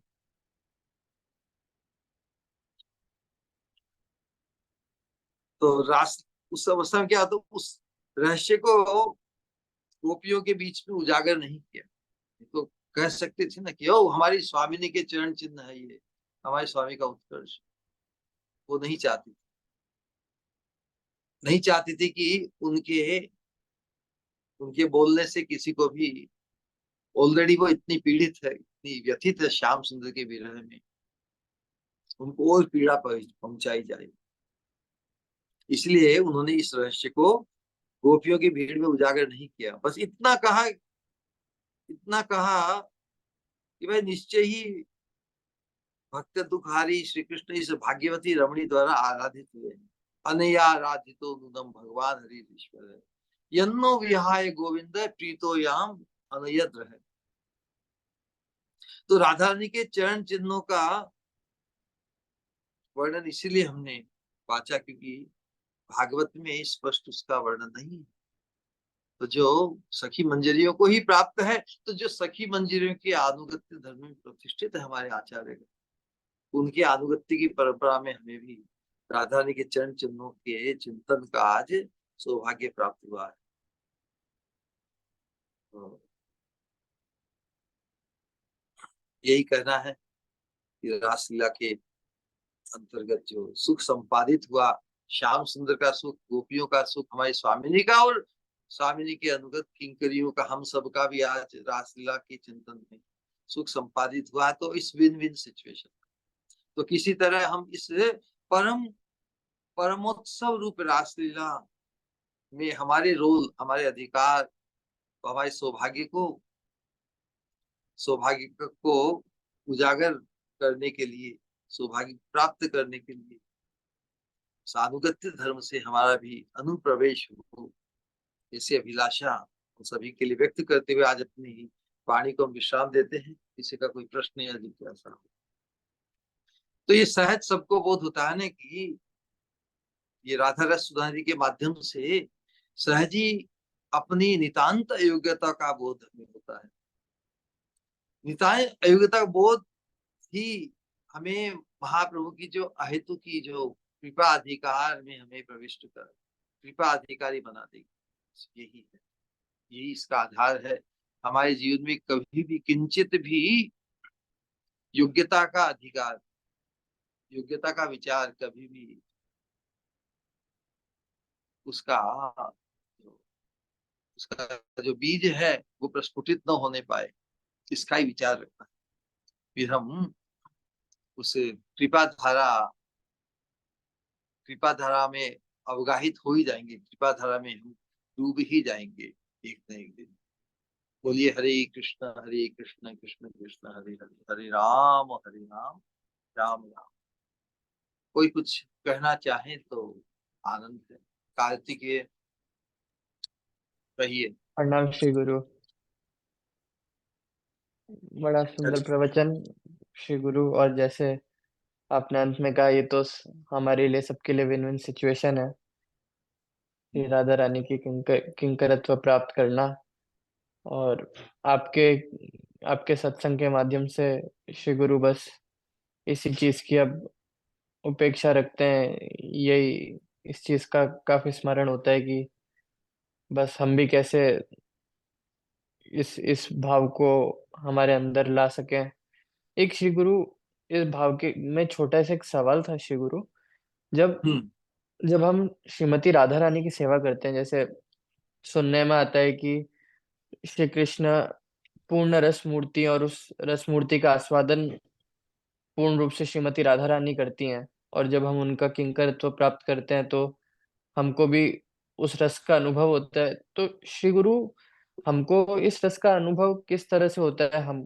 हम जीवात्मा को किस तरह का बोध होता है, किस तरह का फीलिंग महसूस होता है जब राधा रानी का हम किंकरत्व प्राप्त करते हैं? और प्रणाम श्री गुरु। यस, बहुत अच्छा प्रश्न। वास्तव में राधा रानी की अचिंत्य कृपा ही है। जो राधा रानी के चरणों के आश्रित हो जाएगी तो राधा रानी को जो श्रेष्ठतम सौभाग्य या सुख या अनुभव जो प्राप्त है, क्या वो अपने तक सीमित रखेगी? नहीं रखेगी ना, नहीं रखेगी। जो अनुभव राधा रानी करती है साक्षात श्याम सुंदर से मिलित होकर, और वादनाख्य महाभाव के माध्यम से श्याम सुंदर को अति अति सुखी करके, तो जब श्याम सुंदर का माधुर्य भी पूर्णता को प्राप्त करता है, पूर्ण प्रकाशित होता है ना, जब राधा रानी के विशेष एक्सक्लूसिव प्रेम भाव की सेवा से सुखी होकर उनका माधुर्य पूर्ण उज्जवलता को प्राप्त करता है, और राधा रानी भी अपने प्रियतम श्याम सुंदर को अपने भाव से सुखी कर कर अति सुख को, सुख के भाव को प्रकाशित करती है। तो इसीलिए ये जो किंकरिया राधा रानी की अंतरंग है, ये अचिंत्य कृपा, राधा रानी की अचिंत्य कृपा से ही जो अनुभव राधा रानी करती है, उनकी अचिंत्य कृपा से वही अनुभव, इसलिए भाव स्फूर्ति बताई है। राधा श्याम सुंदर की सेवा करने में, श्याम सुंदर के साथ आलिंगित चुंबित स्पर्श पाकर जो रोमांच राधा रानी को अनुभव होता है, या जो प्रकाशित होता है उनके अंग पर, उनके चित्त पर, उनके हाव भाव में, वही किंकरियों को अनुभव होता है। ये बड़ा चिंत्य है ना? लेकिन जो वर्णन विशेष रूप से क्या है कि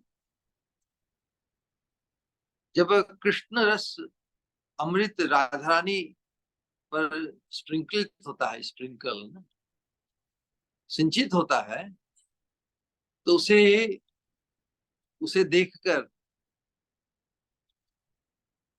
किंकरियां हैं, सखियां हैं, उन्हें स्वयं श्याम सुंदर से मिलित होने की अपेक्षा भी कोटि गुना अधिक सुख प्राप्त होता है। तो इसे समझाने के लिए उदाहरण जो शास्त्रों में दिया है ना, जैसे हमारी राधा रानी तो स्वयं वो प्रेम कल्प तरु है। तो प्रेम कल्प तरु और जो सखी मंजरियां हैं राधा रानी की, उस कृष्ण प्रेम कल्प तरु के पत्ते, डालियां, पुष्प इत्यादि है ना। तो हम देख सकते हैं कि जब सिंचन जड़ में होता है तो जड़ के माध्यम से ही पूर्ण तुष्टि पत्तों की, डालियों की इत्यादि की भी होती है। यदि डायरेक्ट कोई डालियों पर, पत्तों पर, भले वो सूखे हो, फूलों पर यदि कोई सिंचन करना चाहे, पानी का छिड़काव करे, तो ऐसा आपात दृष्टि से लग सकता है ना। क्यों? डाई को उनको पानी मिल रहा, पुष्टि हो रही, लेकिन पुष्टि उनकी होती है पूर्ण पुष्टि जड़ के माध्यम से। उसी को आधार बनाकर बताया कि तो राधा रानी के ऊपर जब कृष्ण प्रेम रस सिंचित होता है, तो सिंचन से राधा रानी जो सख्य श्री राधिकाया ब्रज कुमुद विधुर लादिनी नाम शक्ति साराम से प्रेम वल्या, प्रेम कल्प वल्या, प्रेम प्रेम तरु है राधा रानी उपमा के रूप में। तो उस पर जब प्रेम रस कृष्ण का सिंचित होता है, उस सिंचन से उस प्रेम वल्या की जो बताया है कि सख्य श्री राधिकायाम ब्रज कुमुद विधोर लादिनी नाम शक्ति साराम से प्रेम वल्या दल किसलय पुष्प तुल्या तुल्या। जो सखी मंजरिया है, उस प्रेम वल्या राधा रानी वृक्ष की डालिया, पत्ते, पुष्प इत्यादि है। सिक्तायाम कृष्ण लीला रस निचय उल्लसंत्याम अमुष्याम। उल्लास इन सखी मंजरिया को राधा रानी के ऊपर जब कृष्ण रस, सिक्तायाम कृष्ण लीलामृत रस निचय, निचय में सिंचित, सिक्तायाम कृष्ण लीलामृत रस निचय उल्लसंत्याम अमुष्याम। अमुष्या मतलब खुद की अपेक्षा, अमुष्याम जातोल्लास है, जात मतलब उत्पन्न होता, उल्लास मतलब आनंद, जातोल्लास स्वसेकात, स्वसेकात शतगुणम अधिकम संति यत्तन्न चित्रम।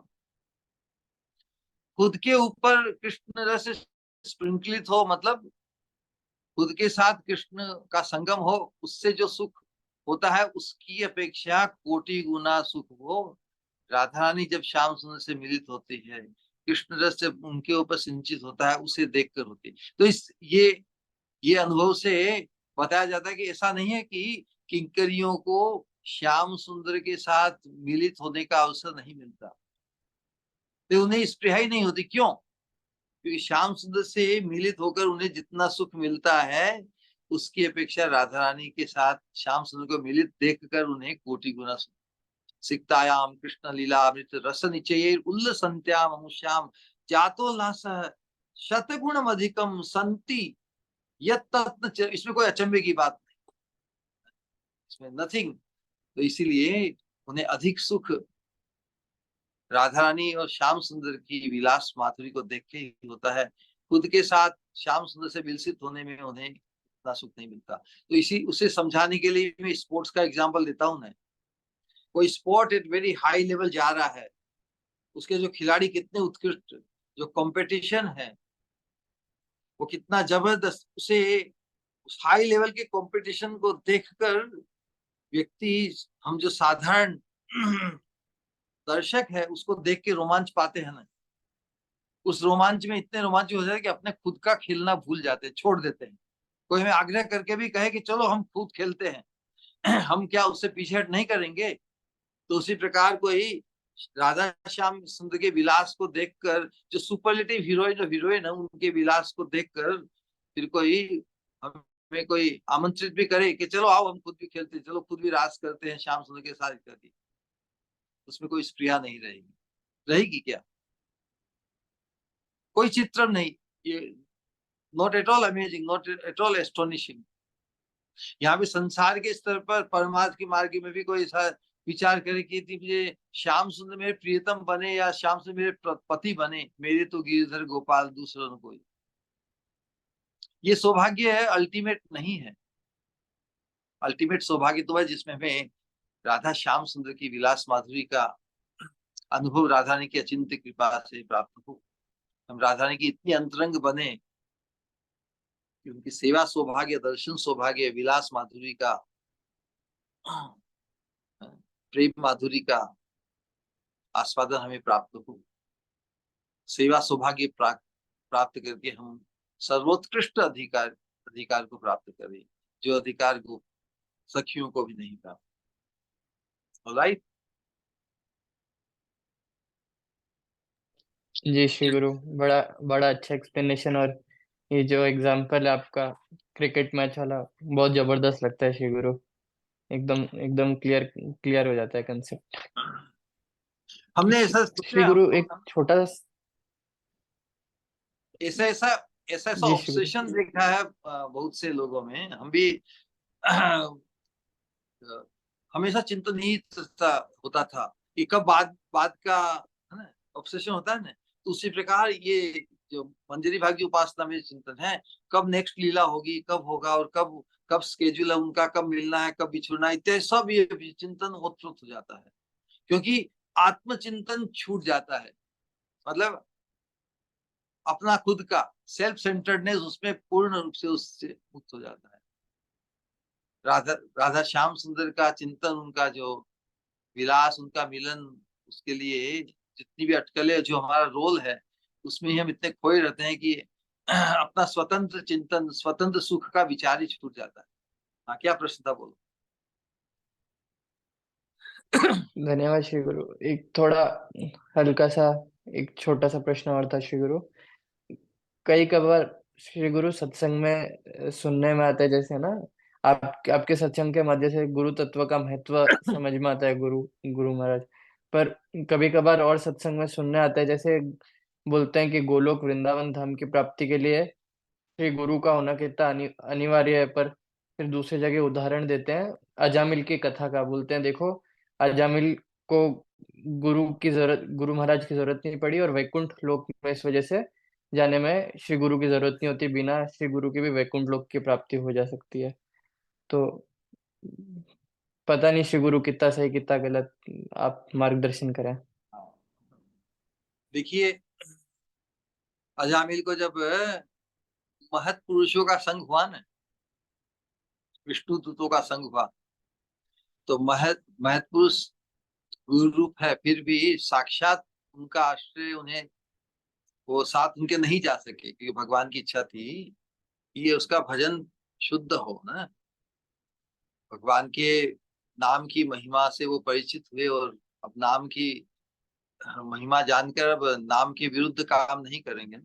उनका कोई नामापराध तो नहीं हुआ, उन्होंने पाप किए लेकिन नामापराध नहीं किया, जानबूझकर निंदा नहीं की उन्होंने। पाप तो अज्ञान के कारण हुए है ना। तो बाद में क्या हुआ, उनको विष्णुदूत ले नहीं गए, है ना। और वो ब्राह्मण तो थे ही, ब्राह्मण कुल में थे, तो पुनः संस्कार उनके जागृत हो गए, साक्षात विष्णु दूतों ने उनकी रक्षा की, तो अब नाम आश्रित होने के लिए गुरु पादाश्रित क्यों नहीं किया उन्होंने? गुरु पादाश्रित करके ही तो भजन किया ना। सही बात है। कुछ महत्व पुरुष उनके घर पे भी आए, बहुत से अजामिल को लेके बहुत से दृष्टांत दिए जाते हैं कि कोई महत्व पुरुष उनके घर पे आए, उस गांव में आए, तो लोगों ने उनके पास पहुंचा दिया उपवास कराने के लिए। तो एनीवे, जब उनकी आज्ञा मानी ना उन्होंने कि भाई अब जो पुत्र होने वाला है उसका नाम तो क्या रख देना, अजा नारायण। तो महत्पुरुष की आज्ञा को माना, तो अभी वो उसकी पाप वृत्ति बनी हुई है। उस एक आदेश का पालन करने से संलग्न तो होगा ही। गुरु की आज्ञा में आ गए ना। वैष्णवी कहेगा ना भाई नारायण का नाम रख दे, नारायण पारायण तो वैष्णवी होते हैं। तो जब वो जागृत हो गया, वो अवेकंड हो गया, तब भगवान की उसके हृदय में जो ग्लानि उत्पन्न हुई कि मैंने ब्राह्मण कुल में पैदा होकर भी अवज्ञा की, इतना पाप आचरण किया, और विष्णु ने आके मुझे इस नाम के प्रभाव से बचा दिया। फिर जिनसे वो नाम मिला, भले वो प्रथम गुरु रहे होंगे, बाद में गुरु पादाश्रित होके ही व्यवस्थित दीक्षा विधान पूर्वक ही नाम अनुशीलन किया। ऐसा कभी नहीं सोचना चाहिए कि अजामिल ने गुरु पादाश्रित नहीं। अवश्य ही दीक्षा विधान सब गुरु पादाश्रित होके ही किया जाता है। ऐसी धारणा कभी नहीं करनी चाहिए कि अजामिल ने बिना गुरु तर गए। अजामिल को नाम गुरु से नहीं मिला क्या? अपने आप मिला क्या? नारायण नारायण नाम किसके कहने से उसने दिया पुत्र को? महत्पुरुष के कहने से ही दिया। तो गुरु पादाश्रित होके ही अजामिल ने बहुत ध्यान पूर्वक, और वह प्रदर्शक गुरु या किसी रूप में भी विष्णुदूत भी गुरु थे ना। विष्णु तो गुरु से उन्होंने नाम की महिमा सुनकर ही पादाश्रित हुए ना, तो उनका यह उपकार नहीं मान रहा, उन्हें गुरु रूप नहीं मान रहा है। और कुछ बाकी बात तो छोड़ो कि बाद में व्यवस्थित गुरु पादाश्रित होके वो किया कि नहीं, लेकिन विष्णुदूत उनके गुरु हुए कि नहीं? राइट, उनका उपकार मान के ही उसने फिर नाम की महिमा सुनकर नाम के आश्रित हुए। तो विष्णुदूत उनके गुरु। हरे कृष्ण। हरे कृष्ण गुरु, श्री गुरु प्रणाम। बड़ा अच्छा सरल और क्लियर एक्सप्लेनेशन श्री गुरु। कोटि कोटि प्रणाम Shri Guru. Hare Krishna. Hare Krishna. All right then. Hare Krishna Shri Guru प्रणाम। हरे कृष्ण। श्री गुरु आज की क्लास में नहीं है, लेकिन आप जो आगे बोले उसी से रिलेटेड है, प्रश्न पूछ सकती हूँ?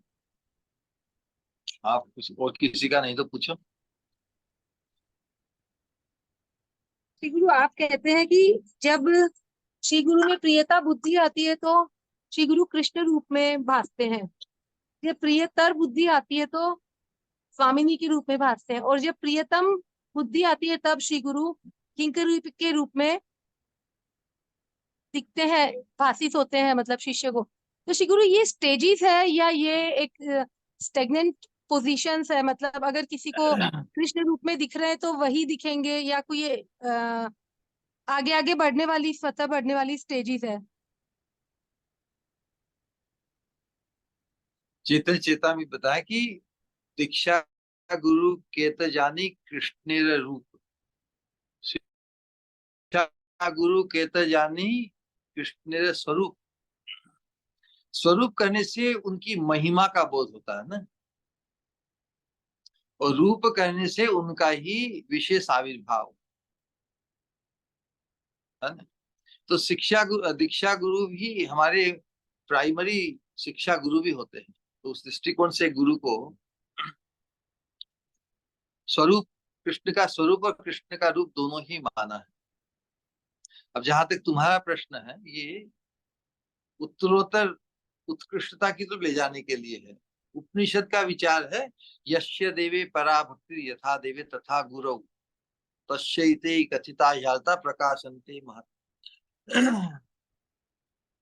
यस्य देवे परा भक्ति, परा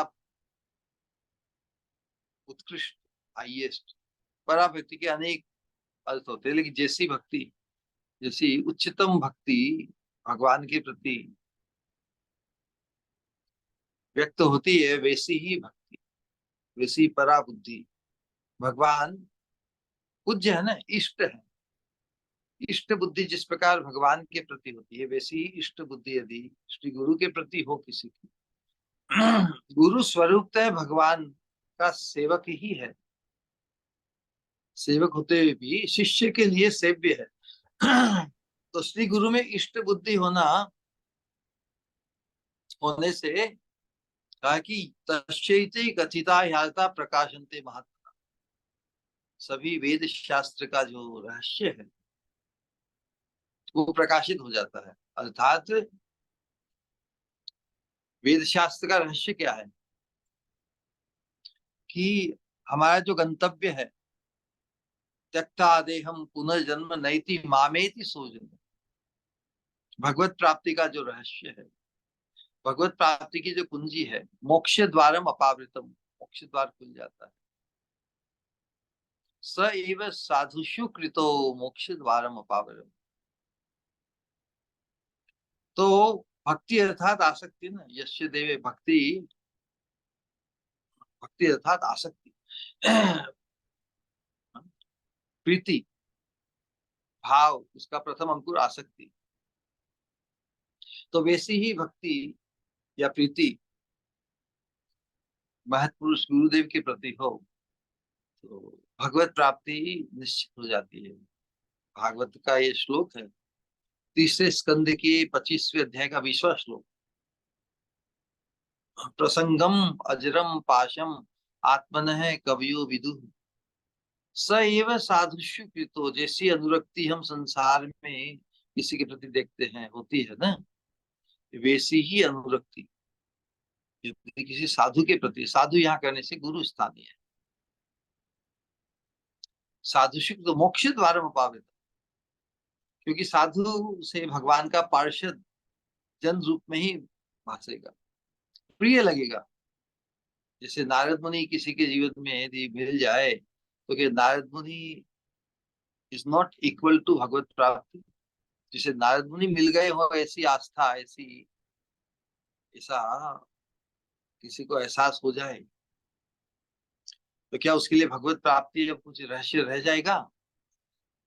मोक्ष द्वारम अपावृतम, भगवत प्राप्ति का मार्ग उसका उसे प्राप्त हो जाता है कि वो भगवान से ही संलग्न हो गया। नारद मुनि भगवान से जुड़ा हुआ, भगवान का पार्षद है ना, तो जिसे भगवान का पार्षद मिल गया, भगवान के नाम रूप गुण लीला धाम परिकर पार्षद मिल गया, वो भगवान से अभिन्न है, तो फिर भगवान से ही मिल गया, वो भगवान ही मिल गए उस व्यक्ति को। इसलिए कृपालु पुरुषा, इसलिए श्री गुरु भगवान ही स्वयं कहते हैं कि मेरे जो 5 प्रकार के आविर्भावों का वर्णन है शास्त्रों में, वेदों में, उसमें जो कृपालु, मेरी कृपा मूर्ति बनकर जो महत्पुरुष हमारे जीवन में आते हैं, जिनके चरणाश्रित होकर, जिनके अनुगत्य में आकर हम अपने आप को धन्य मानते हैं, जिन्हें हम हमारे प्रभुपाद या नारद मुनि मानकर भगवत प्राप्ति, हमारी भगवत प्राप्ति को निश्चित करते हैं, तो प्रथम चरण वही है। प्रियता बढ़ते बढ़ते कि हमारी युगल उपासना है ना, इसलिए भक्ति सदन ठाकुर ने कहा कि इस मंजरी भाव की उपासना में श्री गुरु के प्रति जो दृष्टि है, श्री के प्रति भाव, वो श्री गुरु वार्षिभानु देवी स्थानीय है, राधा रानी स्थानीय, क्योंकि हमारी सजातीयता राधा रानी के साथ है। राधा रानी मूल शक्ति तत्व है भगवान में, श्याम सुंदर तो पुरुष तत्व है ना, तो पुरुष तत्व होने से जो पूज्यता का भाव है, वो सतत पूज्यता का भाव फिर वो प्रियता में जब परिवर्तित होता है, तो जो प्रियता स्थानीय मुख्य रूप से राधा रानी के प्रति है, राधा रानी के प्रति प्रियता बुद्धि अधिकता को प्राप्त करती है। मद भक्त पूज्याभ्यधिका, इसलिए यदि मेरे भक्त को मुझसे अधिक पूजो, या मेरे भक्त की पूजा मुझे खुद की पूजा से अधिक है, तो उस दृष्टिकोण से राधा रानी के प्रति प्रियता बढ़ेगी ना। तो श्री गुरु में भी वार्षभान्वी बुद्धि, भगवान एक युगल है ना, युगल में श्याम सुंदर रूप है और राधा रानी रूप है, दोनों ही भगवान। भगवान के प्रति प्रियता का जो विचार है, वो सजातीयता का विचार, वो राधा रानी की हम संगिनी है। हमारा प्राइमरी परिचय राधा रानी से है ना। हमारी युगल सेवा भी राधा रानी की किंकरी बनकर है। हम श्याम की किंकरी रूप में हमारा परिचय नहीं है, हम राधा रानी की किंकरी रूप में ही युगल की सेवा संपादित। लेकिन स्वरूपतः है न हम श्याम सुंदर है न राधा रानी है। गुरु भी, श्री गुरु भी न स्वरूपतः श्याम सुंदर है न राधा रानी है। स्वरूपतः उनकी एक प्रियतम किंकरी है। तो साधक के लिए भी जिस प्रकार भाव पुष्टि होती है, श्री गुरु के प्रति जैसे जैसे अनुरक्ति आसक्ति बढ़ती चली जाती है, तो नेचुरली उनके प्रति जो इष्ट या जो पूज्यता का भाव श्याम सुंदर रूप में श्री गुरु भासते हैं, उनके प्रति श्याम सुंदर कृष्ण बुद्धि ही जागृत हो जाती है। और फिर प्रियता बढ़ते बढ़ते राधा रानी ही मुख्य रूप में भासती है। राधा रानी को जिस प्रकार हम प्रिय होना चाहते हैं, उसी प्रकार हमारी प्रियता ऑलमोस्ट राधा रानी जैसी हो जाती है। राधा रानी तो श्याम सुंदर अभी भी परोक्ष है ना, तो परोक्ष के प्रति प्रीति तो साक्षात जब तक हम उन्हें प्रत्यक्ष नहीं करेंगे तब तक। तो श्याम सुंदर के प्रति जो प्रीति है, या जो पूज्यता का भाव है, राधा रानी के प्रति जो प्रीति है, वो प्रीति का हम अनुभव उनके सैंपल गुरुदेव के प्रति प्रीति में अनुभव करते हैं। और जब साधने भावी वो जहाँ साधन अवस्था में हम अपने किंकरी रूप का जो चिंतन करते हैं, किंकरी रूप का चिंतन करते करते जब भाव की पुष्टि होती है, तब हम चिन्मय राज्य में अपनी स्थिति भी एक स्वामिनी की, एक प्रियतम किंकरी के रूप में ही अपने आप को प्राप्त करते हैं। तो भाव की पूर्ति होने पर, अंतरंगता बढ़ने पर महत्पुरुष या श्री गुरु के भी जो किंकरी रूप और किंकरी स्वरूप से हम परिचित होते हैं, और उनके किंकरी रूप और स्वरूप से परिचित होकर स्वयं के किंकरी रूप और स्वरूप से भी परिचित हो जाएंगे। ये बात बहुत बार बताई है कि जिस प्रकार self realization follows God realization, पहले भगवान से परिचित हो गई तो हम उनके शरणागत होते हैं ना, तभी हम self without realization of God, without realization of Krishna, self realization स्वतंत्र रूप से इट इज नो वैल्यू। उसी प्रकार इस अनुगत्य धर्म में हम जो अनुगत्य धर्म के माध्यम से ही हम इस मार्ग में आगे बढ़ रहे हैं, तो जिनके अनुगत्य में है उनके स्वरूप और रूप को जाने बिना हम अपने स्वरूप और रूप को कैसे जानेंगे। ऑलराइट जी श्री गुरु, बहुत ही अच्छा, अद्भुत। प्रणाम श्री गुरु।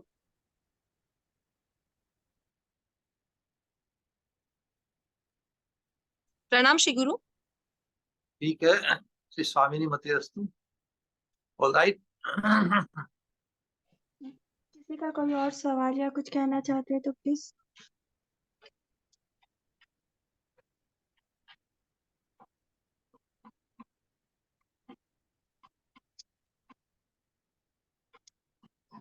ये जो साधना है ये अपने आप को ढूंढने की है।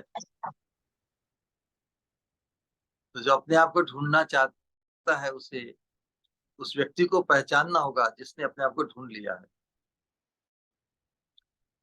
तो फिर हम भी अपने आप को ढूंढ सकेंगे ना, ये विश्वास होना चाहिए। सब खोए हैं, एवरीबॉडी इज लॉस्ट, ऐसा यदि कोई सोचता है तो उसमें खुद भी आ जाता है ना, ये है। कोई मुक्त नहीं है, ऐसा यदि मानेंगे तो खुद भी आ जाते हैं ना, खुद की हानि तो है ना। तो खुद की हानि, खुद के दुर्भाग्य से मुक्त होने के लिए किसी एक को तो ढूंढ लो जो मोस्ट ब्लेसेड है। मोस्ट ब्लेसेड को पहचाने बिना हम खुद फुली ब्लेस्ड कैसे होंगे, यही कॉन्सेप्ट। अपने आप से हम कुछ नहीं कर पाए तो उसे पहचानना, उसे पाना ही होगा जिसे पूर्णता प्राप्त हुई हो।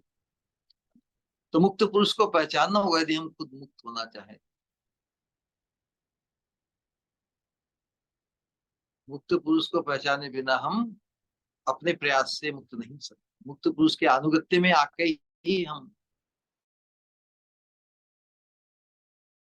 सैव साधुषु के, तो मुक्त पुरुष में अनुरक्त होकर ही हम स्वयं भी मुक्त हो जाएंगे। ऑलराइट।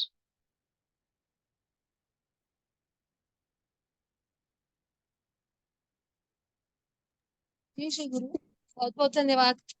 राम श्री गुरु।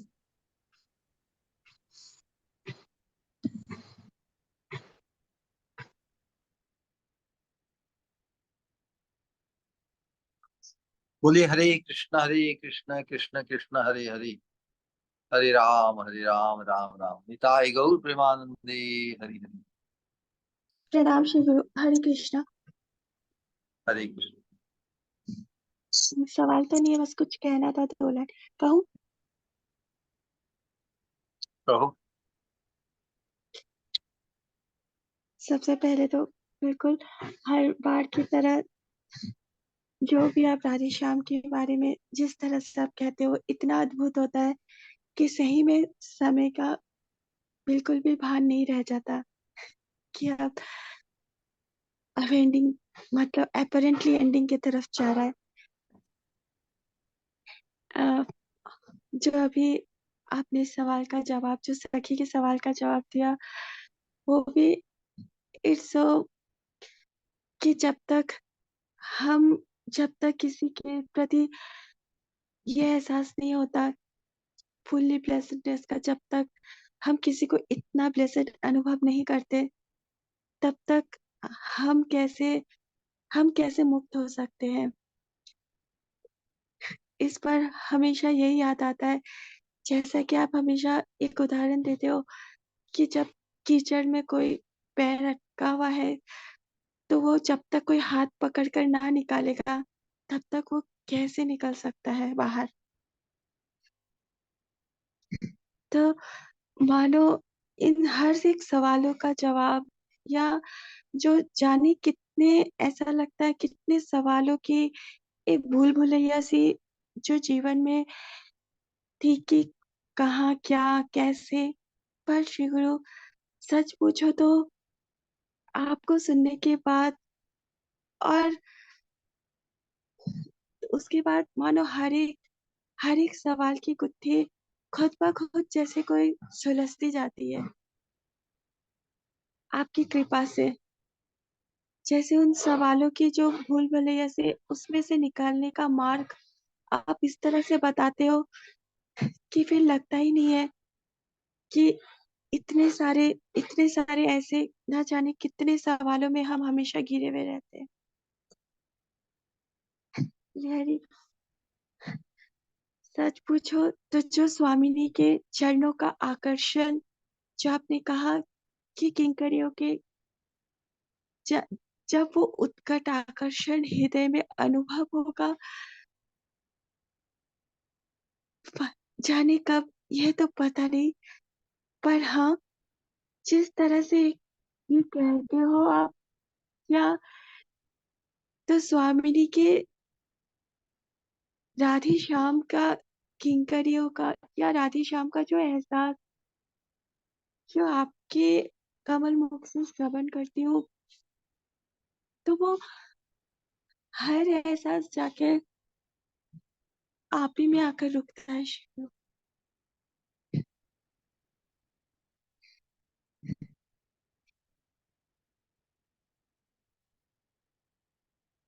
और यूं तो कहने का, अगर कहती जाओ तो बस लगता है कहती ही जाओ, पर फिर भी और ये जरूर कहूंगी कि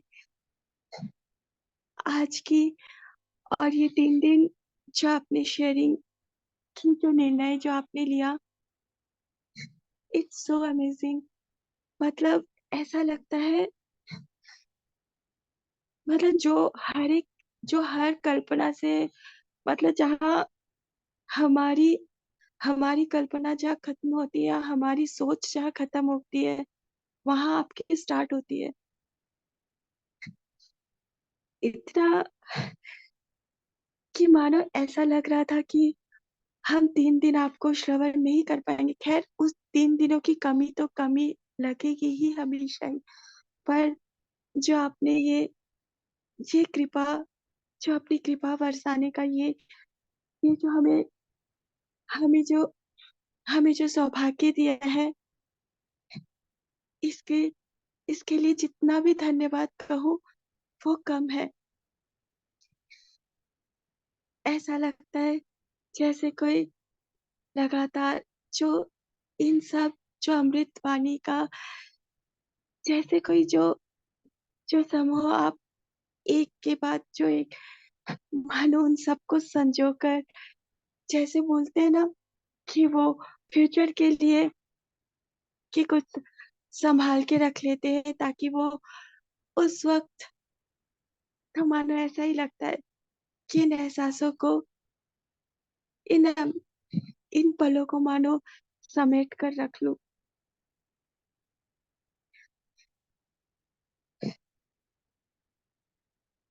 निराशा निराशा कभी आने आप देते नहीं हो। जो कहते हो आप कि यहाँ होपलेसनेस नहीं है, केवल और केवल होप है, तो हर बार, हर कदम पर उसका उसका एहसास सब करवाते हो कि हर अंधेरे के बाद, या जहाँ अंधेरा का एहसास होने लगता है, वहां मानो आपकी कृपा से रोशनी ही रोशनी नजर आती है।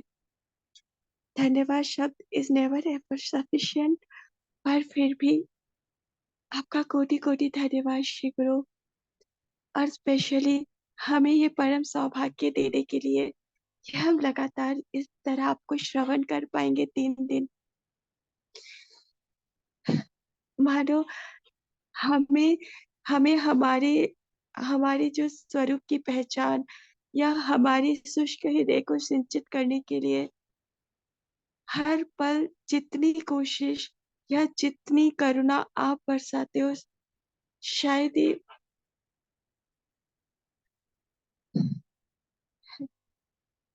प्रणाम। हरे कृष्ण।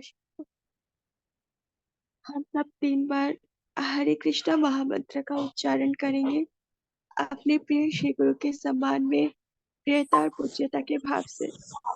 हरे कृष्णा कृष्ण हरे कृष्णा कृष्ण कृष्णा कृष्ण कृष्णा कृष्ण हरे हरे हरे, हरे, हरे हरे हरे राम हरे राम राम राम राम राम राम हरे हरे हरे हरे, हरे हरे कृष्ण हरे कृष्ण कृष्ण हरे कृष्णा कृष्ण हरे कृष्ण हरे, कृष्ण कृष्ण हरे हरे हरे, हरे राम राम हरे हरे हरे राम राम राम राम हरे राम राम हरे राम हरे राम हरे हरे, हरे हे कृष्ण कृष्ण कृष्ण कृष्ण कृष्ण हरे कृष्ण हरे हरे हरे, हरे राम हरे हे राम हरे राम राम राम राम राम राम हरे हरे। हरे हरे।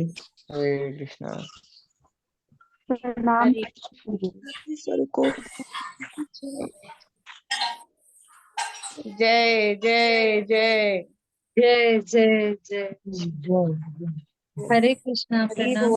हरे कृष्णा प्रणाम श्री गुरु। हरे कृष्णा प्रणाम श्री गुरु। ये तो